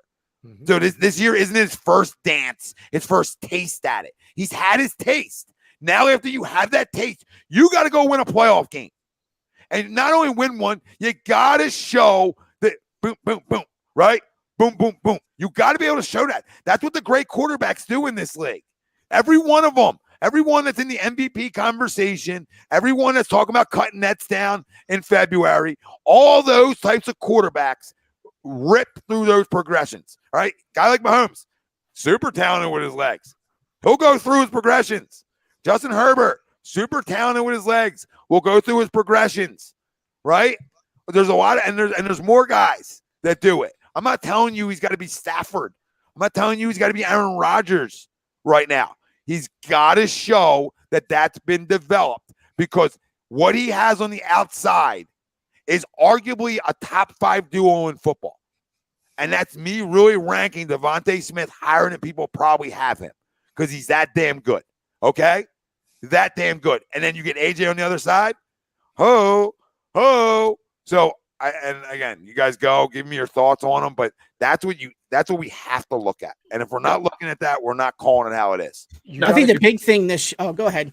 No, Ralph, go. I was just gonna say real quick. I mean, to your point, go right ahead. I'm gonna piggyback off you. The progressions is a big deal, and a lot of that you're gonna be able to tell. His biggest issue was one read, and then he's taking off. So if you see him bailing out real quick, coming out of these passing plays, you know he's having issues with going through his progression. So it's going to be very easy to tell. And I think that's his 2 issues. It's been how he's able to go through his progressions and arm strength. I don't expect the arm strength thing to be something that's going to be fixed. So to your point, Tom, I think you're spot on. That is the one thing we have to look for. If we see that progression over these first couple of weeks, then we know he made that step forward. That, realistically, that is what could actually get him to be a 4,000-yard passer. Yeah, and to be realistically, too, we all knew this guy had no arm talent coming out of college. I mean, everybody could tell you that, right? His arm talent at Alabama wasn't up to par, right? It wasn't great. It was good enough, right? But yet again, adequate. It was the if my first read's not there, I'm running. And it's been like that for the first 2 years so far for Jalen. And hopefully, as the season goes along and he starts to grow, he goes from one read to another read and then maybe takes off. Not just, okay, my first guy's not open. I got to go. Give me 2 reads this year. Give me 2. Especially with these weapons, right? I mean, Jesus. Yeah, especially, yeah. Really like a 3-piece. I don't think it's an arm strength thing, okay? Because, like, analytically and you know, in shorts and a T-shirt, right? He ranked right up there with those quarterbacks in that draft in terms of arm strength. Okay. Now, what I think it is, Ralphie and Chrome, because you guys were talking about it, you know, I think it's the delivery is slow and the progression and the timing is slow, which makes it look like he doesn't have the arm strength. I think he does. I just don't think he's ever on time enough, right? I don't think he's fast enough to process, and I think his arm delivery is slow, which makes it look like he's got a push arm, when in reality, he doesn't. Like, go look at the chart. The chart is he's right there with Herbert. Now, you look at that with your eyes, and you say, no, he's not. No, he's not. I said it. No, he's not. And then I had to really look at it, and I said, because one's got a zip delivery, and the other one's got a really long. Really got it. Like almost like the Tebow effect in some ways, where they had to change up Tebow's his whole entire throw motion because he was getting the ball out so late. In that sense, I'm not comparing Hurts to fucking Tebow, but it's crucify me in chat. Herbert, by the way, yeah, always a good time to bring up Tebow. It's honestly like at times it looked like he was generating all of his power from his lower half, and that's where it's like, okay, well, that's why he needs to get the timing right and he needs to get his feet set. You know what I'm saying? Where oh my God, sorry. What are you reacting to now, Greg? No, I thought Hater came in. I always thought he gave up a leadoff bomb. Well, right. The only thing I'll say to that is it's, you know, at the quarterback position, you know, you got to use your legs, right? I mean, they teach you to drive off your back and drive in the throws, right? So it's not about like, oh, he's using his lower half too much. I mean, the guy squats a fucking, you know, a semi-tractor trailer. So, I love that he uses his legs. It's you're right about like getting your feet set properly, but it's just about timing. And it's about like, can I speed up my delivery a little bit? And can I trust the decision I'm making? And I think if you're trusting the decision you're making, it's going to speed your delivery up, right? So it's weird. As far as, what I need to see from him and all that stuff, like aside from the stuff you guys already talked about, which I agree with, it's the overall feeling coming out of games. And I'm not going to speak for everybody because we can all have different feelings coming out of a win or a loss, or a couple years ago, a tie, right? We have to throw that in, where I would like a handful of times, or more often than not, in wins, to be talking about and be thinking that we won this game because of him. There wasn't too many times, if at all, where it was the consensus, hey, we won blank game in blank week because of Jalen Hurts. At times, because of how good the running game was, or because of how big of a question mark his game was, especially throwing the football and going through his progressions. A lot of the conversation last year was, we won despite him. And that's not me trying to take a shot at him. He was the quarterback of a winning team. They got to the playoffs and then got blown out. But that's where the difference comes into, oh, this is a cute story. Hey, you sneak into the playoffs and you get blown out, as opposed to, hey, you show us, you show the organization, you show yourself, most importantly, that you can carry your team to victories, not just running the ball, but throwing the ball, using your weapons, using a Devontae Smith who was open 98% of the time last year. You just didn't get him the ball. That is going to make not only everybody else's job easier, it's going to make your job easier. And that's what separates the quarterbacks from being, hey, first round exit, or you're just missing the playoffs, to, hey, you can win a couple playoff games and maybe have a chance to do something special. That's the biggest difference. And perfect example of what you're describing, Ryan, was the Carolina game. Yep. Right, where where you had 54, 55, 60, 70 passing yards. And how many times do we see that through games this past year? Right? But the defense held Carolina in check. Right? We got some big plays from Big Play Slay. And then, then yes, Jalen came up and went on that game-winning drive to seal the game. Right? But that's a perfect example of exactly what you're talking about, and exactly what Tommy's talking about too. We need to see it with our eyes, right? We need to see it with our eyes. You can have a subpar arm as long as you're able to anticipate where your guy's going to be, right? I need to see the multiple years. No, I need to see the multiple reads this year from Jalen. Yes, I need to see it. 100%. We're not asking you to go. And I think you do yourself a disservice from Jalen's standpoint, because we're sitting here talking about, we're giving our offensive player the game. How deep did we really? We really went to Quez Watkins deep, right? Yeah. So you're talking about and I understand coming from you're talking about an offense that has some weapons. So Jalen, make the game easier for yourself, for sure. And going back to last year too, you kind of feel for Jalen, because it's like, well, his only read kind of was Devontae, and if Devontae's not open, right? Did you really trust Jalen Reagor? Did you really trust JJ? Did you really trust anybody else? So I could understand why there was some trust in Dallas Goedert. Well, that's if wants to stay on the field and be healthy and stuff like that. Right. But other than that, if I just need to see Jalen Hurts to make multiple reads this year and not panic if his first read's not there and escape the pocket. If we were asking Jalen Hurts, because how many times I'm going to say it until we actually say it. I'm going to say it until we really sound like a broken record. Literally, all I ask you to do is use your weapons. That's what I asked you to do last year. You didn't really do it enough. You started doing it a little bit. He's got 3 solid weapons to play with this year. Well, 3 of them. Well, that's the thing. That's the thing. Keep in mind, though, one thing about weapons real fast is, and it's part of his game, is we had the number 1 rushing offense in football. So, as much as it should be easier now, that everything we just talked about, because we can run the football so well, that these slants and these other things, that these types of playmakers out there should not be an issue for the quarterback. It should not be. It should not be for him, even though we were running the ball so well.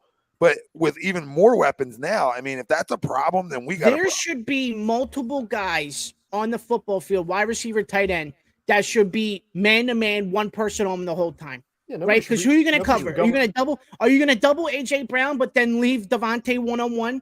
Are you going to double? Are you going to double Dallas and then have Devontae and AJ 1-on-1 on the outside?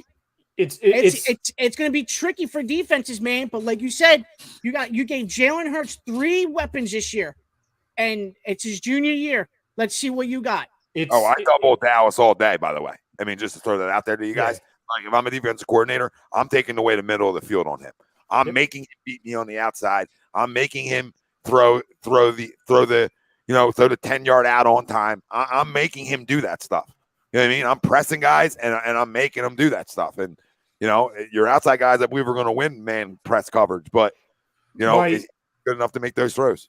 My point was, like, it's not like when we talk about, hey, use your weapons. It's not like we're throwing him out there with Travis Fulgham, Jalen Reagor, and Greg Ward.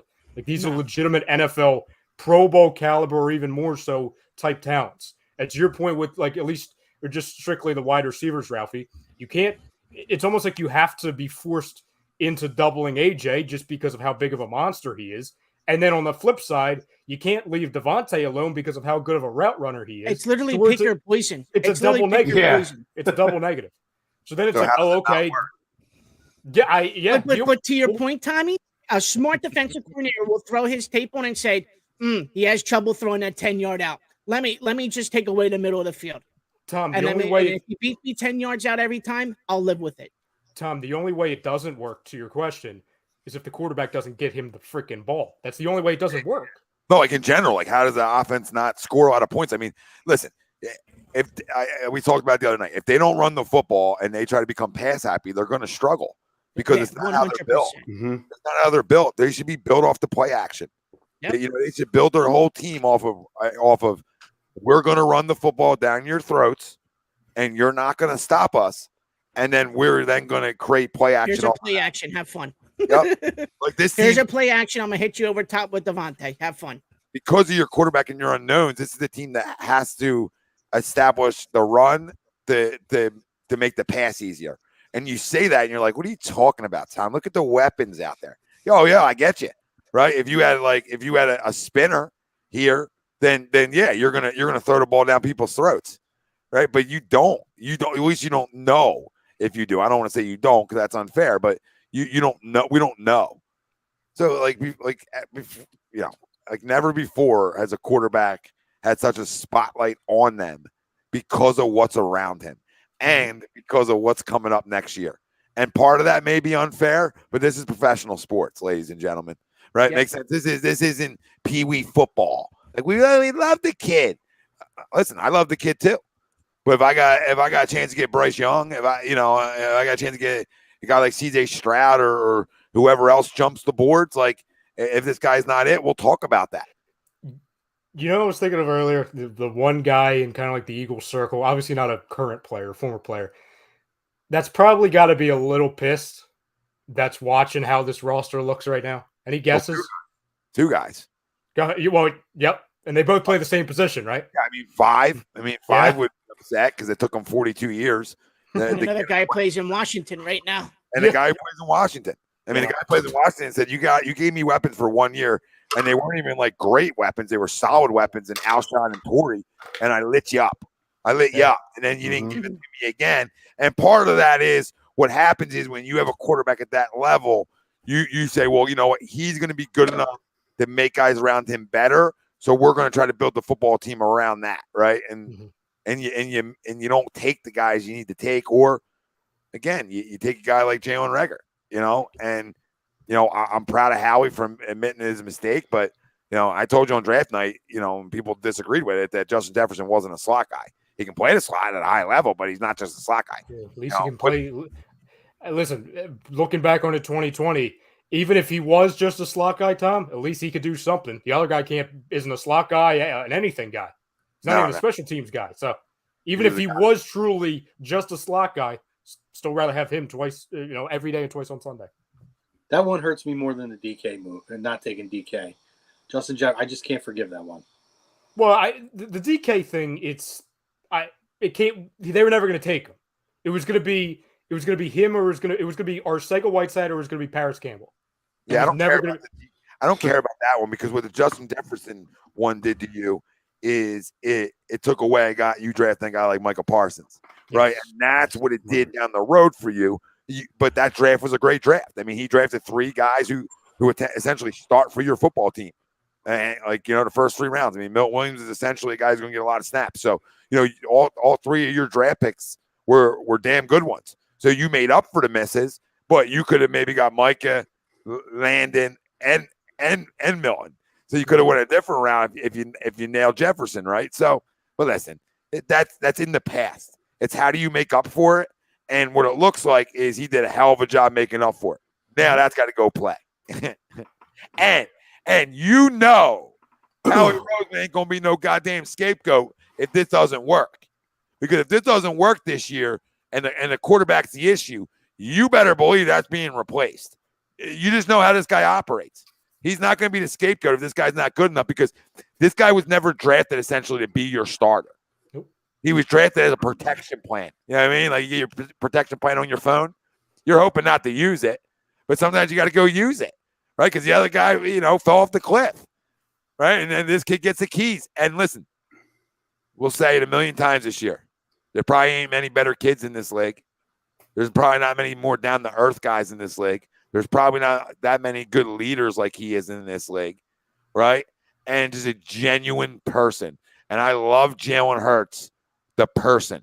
And I'm begging and pleading for him to be the quarterback we need him to be, because if he is, he's the perfect quarterback per se because of everything else he can bring to the table. If he's as good as we need him to be, again, we're not asking you to be Mahomes or Herbert or Tom Brady or anything. If you solidify yourself as we trust you to go forward, we don't need to worry about picks or different guys to replace you, he will be as big, if not a bigger star than Tyrese Maxey is. And I'm sure Sixers fans or Philly fans could be like, oh, how could he be more likable than Tyrese Maxey? He's awesome. Because this guy, as important as Tyrese Maxey is for the Sixers, this guy's running the damn team. This is the most important position in all sports.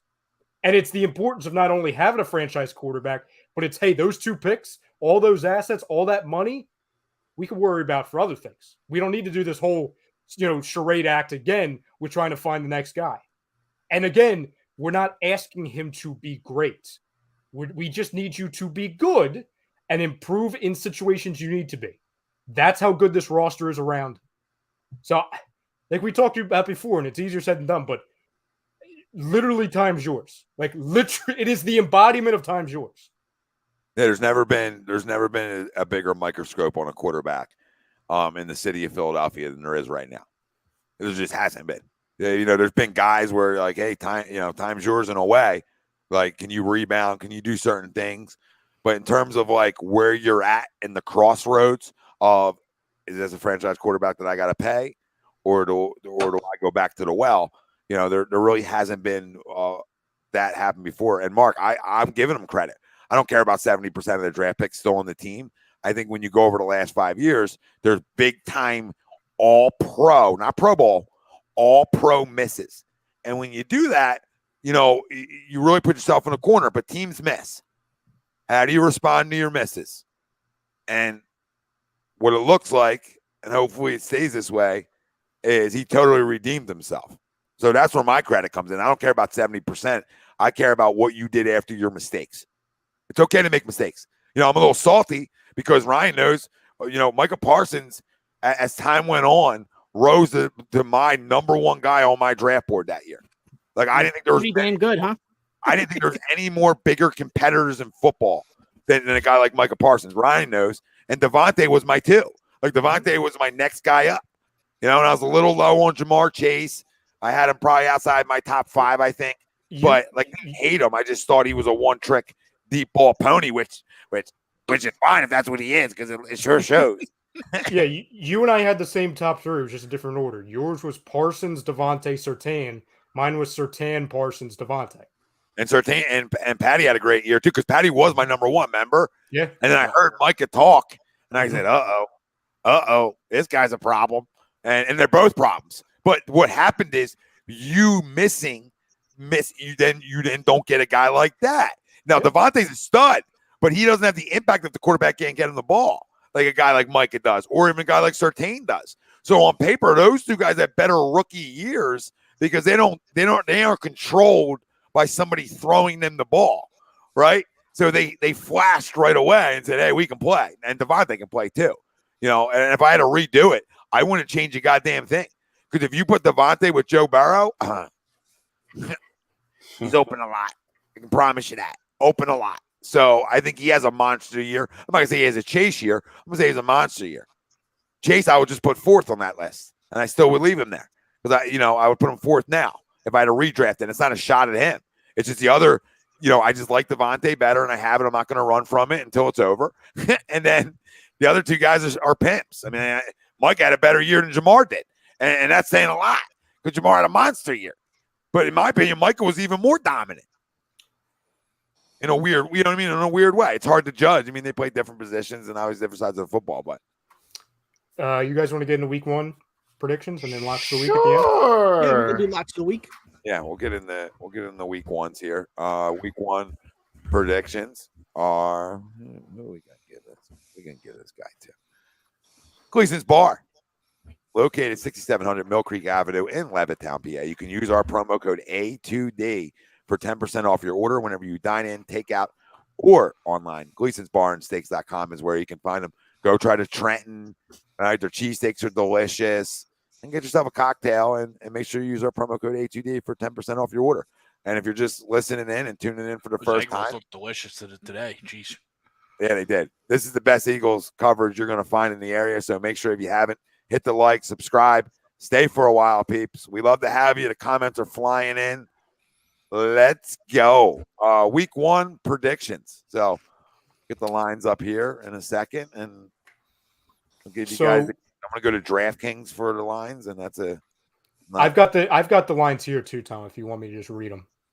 No, I got it. Mine's via Caesars, so they might be a little different. No, we'll go to DraftKings. More people on DraftKings than Caesars, probably. Okay. Caesars is like old school. So like, you gotta go to Vegas. Go to Vegas and put your game in. Got the newspaper underneath the arm. Take the red eye out because your bookie's like not cigarettes answering. and sadness. Yep, your bookie's not answering. Red eye to Caesars. That's like you go back some wait, boys. You guys don't even know those days. Those days, the bookies were cleaning up. Well, we got to start with Thursday, obviously.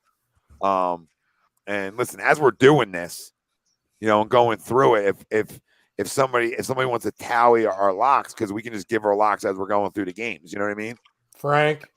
Unless somebody has, something different. Lock of the week. Let's go. 'Tis the season, right, Ralphie? Who had the overall bet percentage last year? I think it was like you and Ryan were like the top two at one point. We tied, Tom. We tied. That's amazing. Yeah, that's amazing. Kissing your sister type talk. That's right. How many locks are we given here?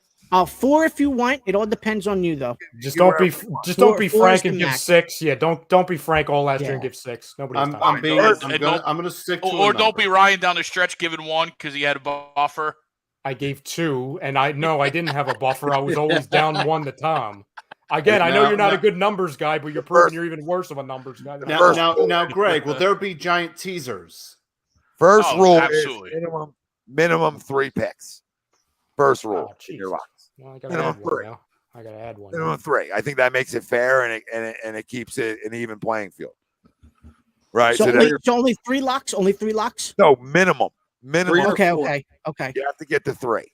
Okay, that's fine. You can throw a giant teaser in there if you want. Like Greg, that does be the Debbie Downer, Frank. You do whatever you want. After. All right, first game Thursday night. Let's go, baby. Tomorrow, baby. It opens up. The Buffalo Bills travel to the Los Angeles Rams, and the Buffalo Bills are -2 in this game, which makes the Rams +2 at home.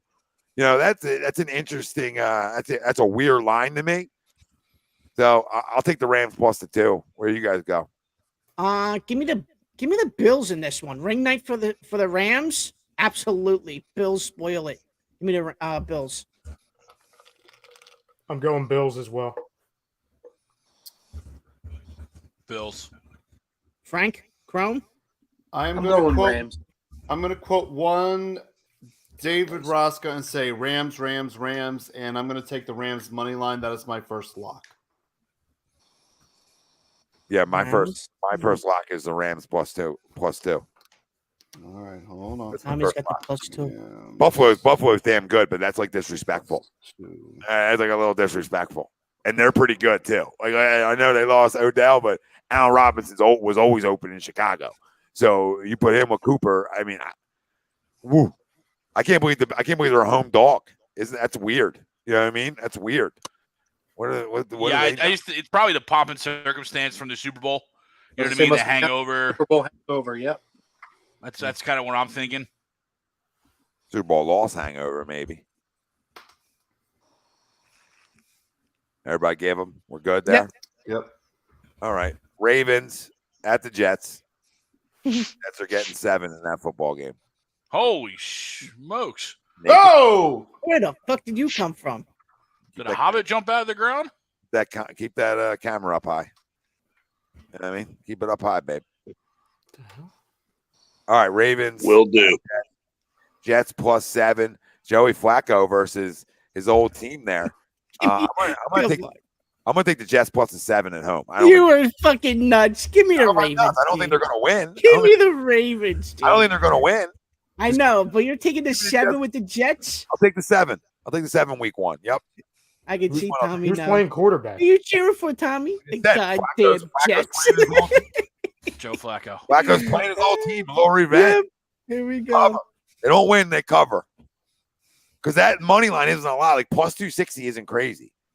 You know what I mean? It's not like plus 400 or something like nuts.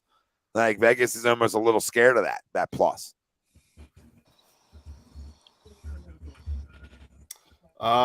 Okay, I got caught off guard by the surprise appearance of Noah. I'm going to take the Ravens plus. I'm going to take the Ravens with 7. Yeah, I'm also going to take the Ravens at 7. Same for me. Like the pick even more now.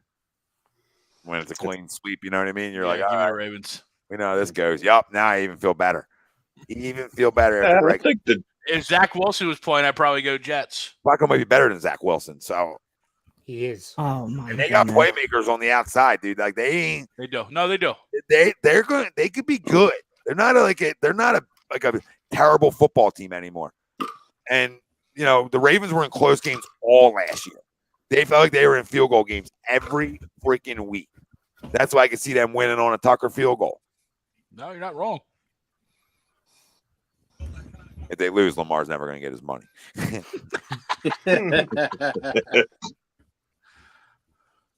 So, Hobbit, what do you say? Hobbit. Jedediah? I think the Ravens cover with ease here. All right, everybody went. We're good. We go on to the next. Indianapolis Colts traveling to the Houston Texans. Texans plus 7 in this football game. Give me the Colts minus the 7. Colts. Houston. This is one of my locks, Frank. I got the over on the Colts and Texans game. Okay. 45 and a half is that number. Yes, 45 and a half.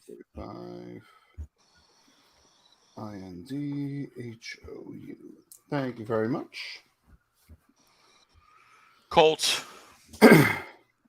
I will take the Colts as well. And Colts here. Matt Ryan might come out and spin it and be like, "Yeah, I still got it. I still got it in the tank." Gets to the post gamer and be like, "Yeah, I still got it." Yeah. Colts blow out the Texans by 50. Falcons lose by 45. Yeah, I think I still got it. Yep. You all said it was me. Yep. How's Mariota doing? Yeah, great choice, huh? Good job, Art.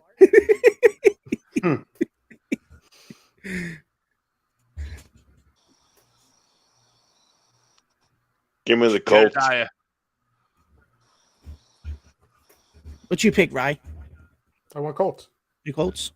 All right. Next one is the San Francisco 49ers and the loser Kyle Shanahan travel to the Chicago Bears. Choking hazard. Bears are plus 7 in this football game. I'm going with that home dog again, plus the 7. Give me the Bears, dude. Give me the Bears. Take the Bears on that one as well. That Jimmy G dark cloud's gonna be over Trey Lance until Jimmy G's gone. Yeah. Give me the Bears, please. Kittle might not play, by the way. Yeah. So give me the Bears. I will take the Niners on this one, and I have my lock on this game as well. This will be a Trey Lance anytime touchdown against the Bears. Give me the Bears outright, pulling the upset at home. Wow, Soldier Field. The home That is opener. plus Justin 245. So that's lower than the Jets, which are plus 260. Houston's plus 260, right? Plus the 7. And then if you look at the Bears plus the 7, they're plus 245. So that's actually a lower number, which tells you that could be a little Could happen. 49ers might stink. It could happen. If Trey Lance stinks, they might stink. And there's a higher probability that Trey Lance stinks. Jimmy G's there. If Trey Lance gets off to a rocky start, Security blanket. Yeah. Everybody, yep. Security talk. Everybody went on that one. Yep. Okay. The Pittsburgh Steelers travel. Mitchell Trubisky. Hey, Mitch, you loser. It needs to be called Mitchell. Chrome's first son. Talked about that on draft night, right? You want to call yourself Mitchell? Good old Mitchell. Mitchy poo. Not on you, but no. Steelers travel to Cincinnati. Steelers plus 6.5. I know where Tom's going on this one. Give me the Bengals, please. I'll take the Bengals. I will take the Bengals. Mitchell Trubisky will be kissing something other than a lovely bunch of coconuts. Yeah, just give me I'm just going to say Bengals, and I'm not going to do what Frank just did. I'm just going to say Bengals. Yeah. Yeah, give me the Pittsburgh Steelers plus the 6.5. And this is one of my locks, Frank. You can lock this in. All right, Pitt plus Tom, you can only pick the Bengals to win like a couple times because you have them 5 wins, 6 wins. So you gotta be real limited with that. I didn't have them that low. I think I was at like 500 or right under. They just take a stat. They just have a tough year, but they're gonna win. I think they win the football game though. So I'm not taking my lock isn't Pittsburgh outright. You know what I mean? I think this is another divisional game. I think this is a close football game. Right, there's more reasons than that, and Mike Tomlin always has. He always has his team ready to play. Cincinnati's got to show you again. It's show me time. Not that Pittsburgh's good. It's just show me time, Cincinnati. Like, are you going to have a hangover? Are you what was advertised, which was a freaking money offense because they got players, obviously. So the only way they take a step really back is like I said, right. I really just thought it was injury riddled. I thought they would get injury riddled throughout the year just because it was a long season. Guys started smelling themselves. They don't do enough of the right things body wise, and guys get hurt, or they don't, and they are what we all thought they were. Yep. Noah, give me Pittsburgh to cover. Well, we go to our neck of the woods here. Eagles travel to Detroit. Hold on. Oh, I'm going to take Cincinnati. I'm going to do – this is one of my locks. Yeah, well, like Jamar Chase, anytime score. All right, Jamar. Jamar, anytime score. All right. There we all go. It's on me. Yep. Well, Eagles, Lions, Eagles -4. Give me the Birds. It's four now? Frank, lock me. It's 4 now? Yeah, it's 4 on DraftKings. Yeah. Give me the Eagles. Give me the Eagles in -4. Yep. 3.5 on FanDuel. Fuck FanDuel. Frank, I'll take the -4. I don't need. All right. I don't care about the hook at that point. The dirty hooker. My third lock. He's coming in for a field goal. Eagles. Birds. Eagles. Go Birds! Eagles, Jalen Hurts, anytime score. Lock that down. Another one for Cromer. Can you say that again? Why the Eagles win And the game? My lock is Jalen Hurts anytime. I think the Lions are well on their way to having another epic season, meaning epic in the loss column. So I have the Eagles covering easily. It'll be a good football team this year. 8 wins, I got them. Be all right. I just bumped Good them to shoulder 9. muscles, Noah. I mean, your shoulder muscles look good. That means there'll be a playoff team. Jared Goff's getting an extension. Yeah. scared to ask. Did we all go? Yep. Okay. Thanks, Ralphie. You're welcome.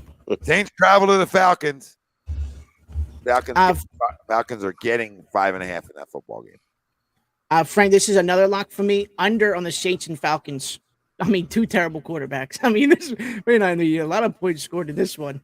I mean, come on. Give me the under, please. And what does it set at? Yeah, 40. Let me see. Let me check. 2.5. 42. I got it. Yeah, 42.5. 42. All right. Yeah, give me the Saints. I will take the Saints. I will take the Saints as well. Saints. Yeah, give me the Falcons in an upset. Yeah, I'm not doing that, but give me the Falcons. Went outright? That's an upset.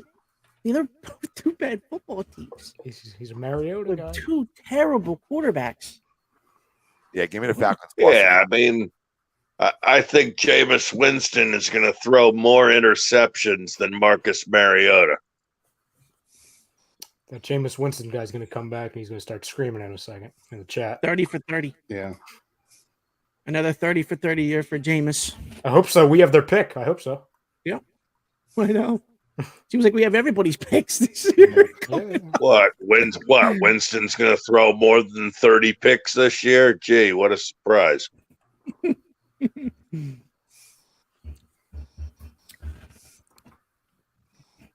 clear. Clear. Yeah, I think so. Cleveland Browns at the Carolina Panthers. Panthers are giving the Browns minus 1.5. Give me the Carolina Panthers. Give me the Panthers by 1,000,000. Yeah. Baker just shoves it all game long, and I cannot wait. Frank, that's Give me another the lock. Panthers. Another lock. I heard a lock. I heard a shoo. I don't think a sneeze counts as a lock. So what's Yeah, your that lock? would be the Carolina Panthers as my lock. And the spread was that they're giving one, or they Giving 1.5. Yeah, 1.5. Please don't shake hands. That is also my lock. I got Old the Baker to Panthers. come out. Please don't All shake right. hands. Well, that hurts. Imagine if the Browns win Oh, this the game. the Baker Bowl, huh? Imagine if Cleveland wins this. Imagine how embarrassing that would be. Be like that Thursday night game against the Jets when they finally won a game and Bud Light went on that binge for like 2 weeks straight Yeah. with Cleveland. I'll go Carolina. I can't wait. Oh, Baker fucking shows Well, it it's to him. safe to say this won't be a preview of a Super Bowl matchup this year. no. Great guess. Yeah, right. Give me the Browns going down there and winning a game on the road. Wow. Frank, that's my stone cold lock of the week, too. It doesn't want any more value in our system, but that's for the people out there. Everybody go on that one, boys? Correct. Yep. That is correct.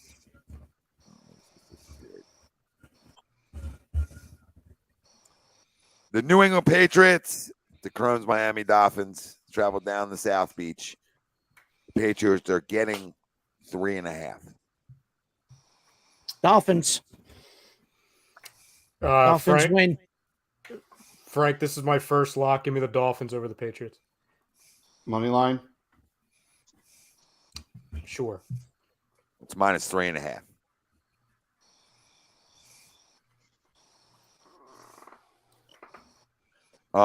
Also, lock Pats. this game. Not money line. I'll take the line. Lock that in Miami. I'll Give me the Dolphins. I'll take the Patriots plus the 3.5. I will take the Dolphins. You know what Bill does to quarterbacks defensively. So I feel like this could be a 1 or 2 point win maybe for the Dolphins or vice versa. I feel like this is a close one. New England's a different team in Miami, though. That's fine. I feel like we're in the middle of a horror movie right now. Yeah, your quarterback stinks. So Sure. Which one? How are you? He's gonna start whispering soon. Cookies and milk. All in the net. Yeah. All right, our next game on the docket.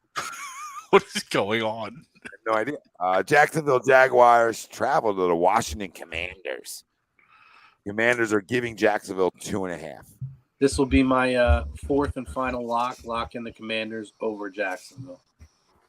Carson gets his first W over his ex-head coach. I think Carson's going to sling it. All right. So, Crum, you have Washington as the money line or the spread? Spread. Spread. And the What's it, spread's 2.5 for Washington? Yes, 2.5. He's got a little vengeance in his heart after losing his job in Indianapolis.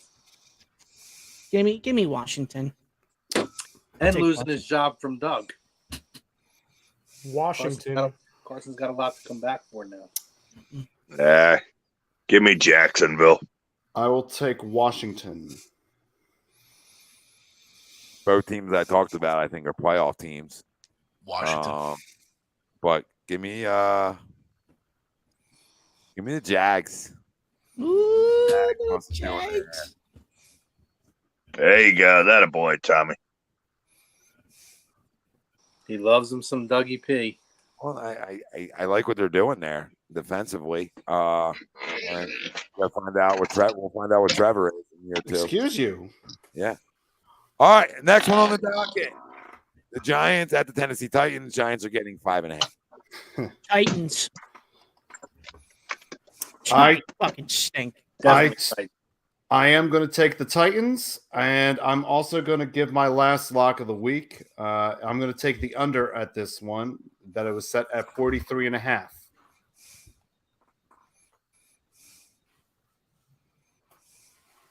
Give me the Titans. Titans. Nice. Roto picks his team. Nice. So plus 5.5. Give me the Giants to cover that football game. They're not winning it. They'll cover it though. Yeah, the Giants usually start off slow. Give me the Tennessee Brodos. Mark, Robert Woods. Also, who's throwing the football for the Giants? Just a question. Oh, wait, it's Daniel Jones. Yeah, Tennessee. He went to remember, guys. He went to Duke. Yeah. Powerhouse, Duke, Ralph. guys. Powerhouse. Yeah. Daniel Jones stinks. Fucking awful. Oh, I forgot a lock. But maybe they run the football well. They stay in that football game. Tennessee's not like explosive outside of Derrick Henry. So, Giants defense is tough. I can see them staying in it, right? Losing by a field goal. Little field goal game. So, whatever. Now, where'd you go? You went Titans, right? Nobody's muted, I think. So, everybody else go? We're good? On to the next. Kansas City Chiefs at the Arizona Cardinals. Cardinals are getting 6 at home. Chiefs. Chiefs. Thank you. This is a weird line. Give me Cardinals. It is weird. Yeah, I'm gonna have the Chiefs. Go ahead, Frank. Go ahead. You go ahead. No, I was just saying, like, when you look at the other lines, like throughout week 1, like, you would think that line would be a lot closer. Give me the Cardinals to cover at home. Yeah, I got the Chiefs winning the game, but the Cardinals covered. What's the line again? Cardinals are getting 6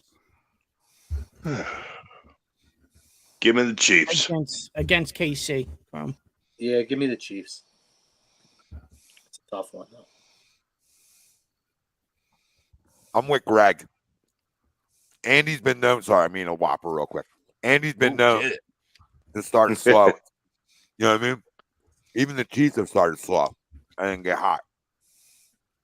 I'm not saying the Chiefs are going to win, but I'll take the 6.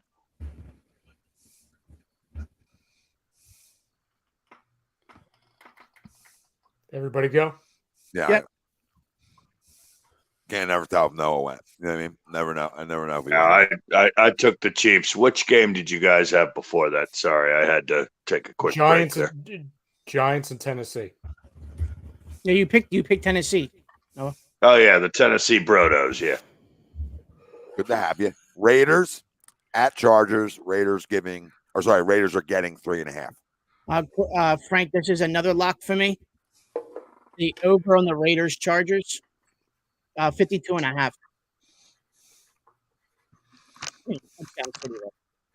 Both teams are fucking more than three guys that can more than three weapons on each team. Yeah. Give me the Raiders. No J.C. Jackson, which worries me a little bit. But I picked this team to win every award there is, so I can't really start the season off with a loss. So, give me the Chargers. San Diego Superchargers. San Diego. Give me the Raiders plus the 3.5. Yeah, give me the Raiders outright. Wow. All right, Packers at Minnesota. Packers giving 1.5. Frank, this is my last lock. Minnesota money line. Look at Ralphie doing some homework. Give me Minnesota. Coming in firing. I too will take Minnesota. Oh, look at this. I'll take Minnesota as well. Minnesota, eh? Oof. I'm just gonna take Green Bay just to go against everybody. I really like Minnesota though. I was gonna say, what did Minnesota do that was so great? Got an offensive. They actually might win the division. or a coach. And they actually have weapons around their quarterback. Yeah, and Adam Thielen's healthy for the first time in 2 years. Their defense is better. They have a coach who's actually good and doesn't want to. Yeah, Jalen Rager. Their coach doesn't actually want to fight their quarterback in the locker room. Yeah, Vikings, please, thank you. And the Packers lost Devontae Adams. That's a thing. That's a thing. Yeah, huge loss, no question about it. But I'm gonna ride Rodgers out till he can't ride anymore. So give me the Packers. There's a song about that, wasn't there? Yeah, give me Green Bay. Minnesota's really talented though. They're very good. Yeah. Sunday night game. Buccaneers traveling to Dallas. Dallas plus 2.5. Give me the Bucks. Give me TB12 and the Bucks. Knew where you were going. Yeah, I'm going to take the Bucks. Frank, I have 2 locks on this. All right. Give me the Bucks over the Cowboys. And give me the under in the game, which is 51. And now, are you taking the Bucks as the money line or no the line? Spread? All right. I think there's a couple Which is things. why it's always good to ask. There's a couple things to look at on both sides in this game. The one thing is obviously Tampa's down a bunch of centers, and we've seen Micah Parsons line up over the center a bunch last year. That could be a little problematic, and obviously we know the losses. We obviously know the loss that the Cowboys have gone through, but I don't know. This whole Tom Brady thing's weird to me. Yeah, agreed. That's what I'm hung up on. I don't like to bet against Brady. I never do it. Quite the opposite. But I'm gonna go. I hate to say I despise the Dallas Cowboys, but and it's hard to do. But I try to keep it real. Like I like the Cowboys more in this game, and they got a lot of problems too. Okay, they got issues too. But when my quarterback might be going through some personal at home stuff, that worries me a little bit. Mm-hmm. And you're down offensive lineman. He's not a guy running around. So that worries me. And Dallas can get after you defensively. Get after the quarterback. So this is an interesting game, right? It's just interesting. And that's why it's Sunday night, so it'll be a good one, right? I mean, all eyes on you. And if you look back to last year, this was the Thursday night game that came down to a field goal. Yep. Right, it came down right to the end, and it was after I think it was after a turnover from the Cowboys. They turned it over late and gave the ball back to Brady to go get a field goal. No surprise there. But what is Tom Brady right now? Like, You're he's the best completely quarterback of right. all time. Best quarterback of all time. But if there's at home issues, and I'm not saying there is, just what the people out there, the media wants to tell you there is. But if that's real in any aspect, that worries me. Just where you are mentally, right? Mm-hmm. And I know his first love is football, so he's going to be mentally there. But you know what I mean. No, there's no question. Give me the Cowboys. Yeah, I'm going to take the Cowboys as well. I know I jumped early on the Bucks, but there's 100% concern on this. I mean, and then at the same time, even outside of that, I think the Bucks are 6-0 in their last 6 games against the Cowboys. At what point does that tide start to turn too? Right? Like, at what point are you due? This is why I was so confident, and I made one of my locks the under, because it's a battle of which team is bigger of a mess right now. You have the Cowboys, which, again, all of the losses. Gallup is not playing. You have Tyler Smith, who it's weird. They drafted him. They're playing him at tackle this week, but they weren't confident enough in him to keep him at tackle full-time because they had to bring in 40-year-old Jason Peters, who's not going to be ready for a couple weeks. So it's like, hey, we're going to throw you in this game against the Tampa Bay defense because we have to, but we know you're not good enough to do it for a full season. I don't love that as far as a good chance, just optics-wise for Dallas.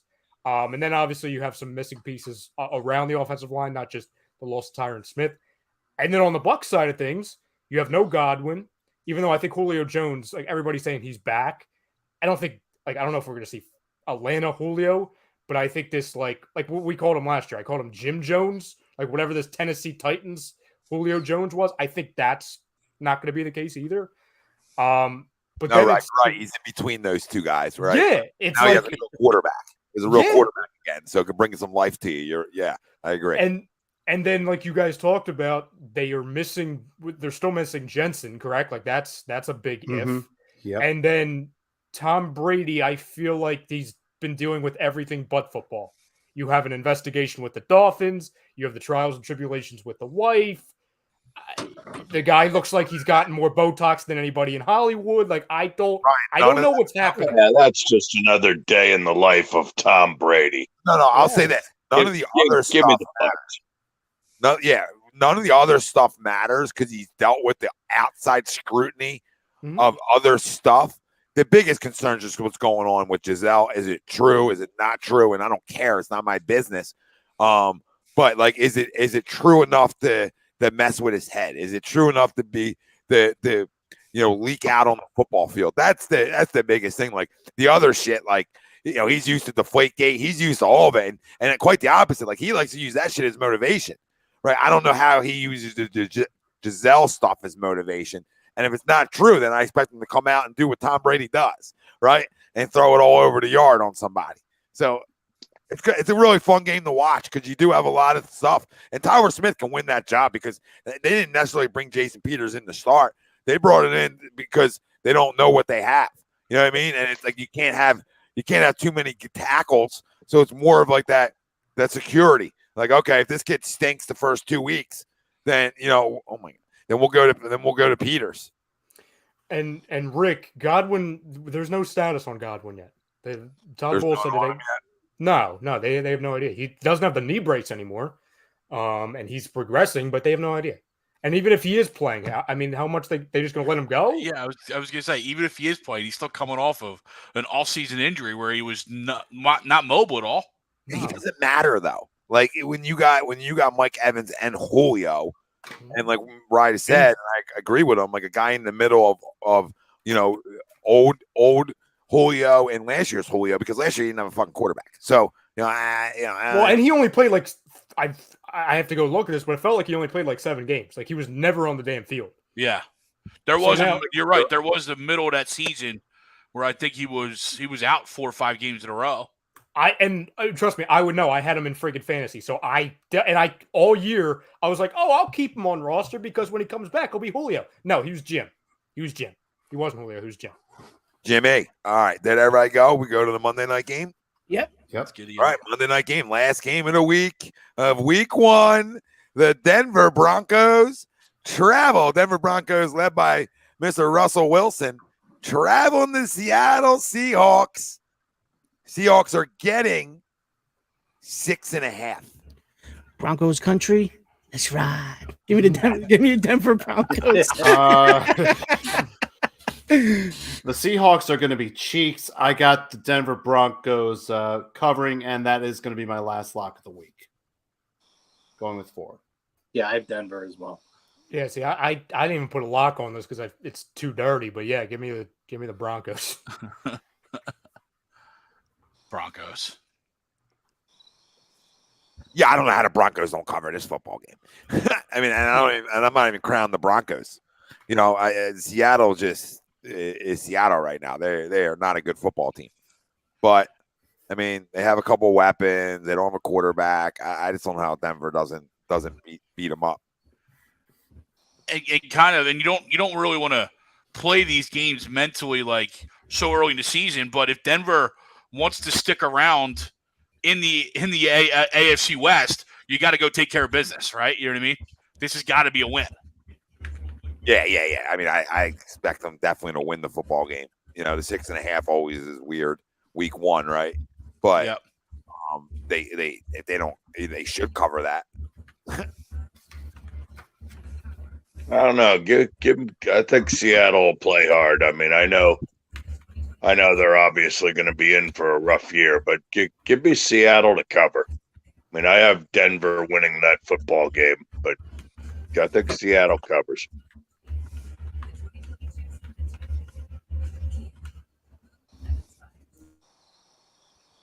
Oh, this is a crazy thing I just read. You guys want to hear this about Barry Sanders?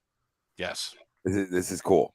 During Barry Sanders' first 2 years at Oklahoma State, when he was the backup to Thurman Thomas, who was an All-American, future Hall of Fame running back himself, opposing coaches told their defenses to not hurt Thomas because they were so scared of having to face Sanders. Wow. Damn. Yeah, we'll keep the one All-American in because he's not good enough. Just to keep the other guy out. That's pretty good. That's pretty crazy. That's funny. That's funny because you're not talking about a guy who can't play. Yeah. We're talking about a stud here. We're talking about a stud. Frank, I owe you a couple locks. I didn't realize. They were all over the place, but I didn't realize we were doing them right there. So I got Rams Buffalo under 51.5.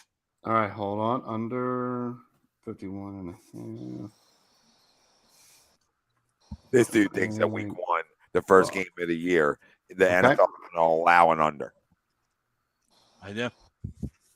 I might put a fucking grand on that now. But then here you go. The next one, Dawson Knox. Give me Dawson Knox for 2 tutties coming off the death of his brother. Oh man.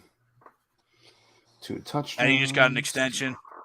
Give me 2 tutties in the back of the end zone.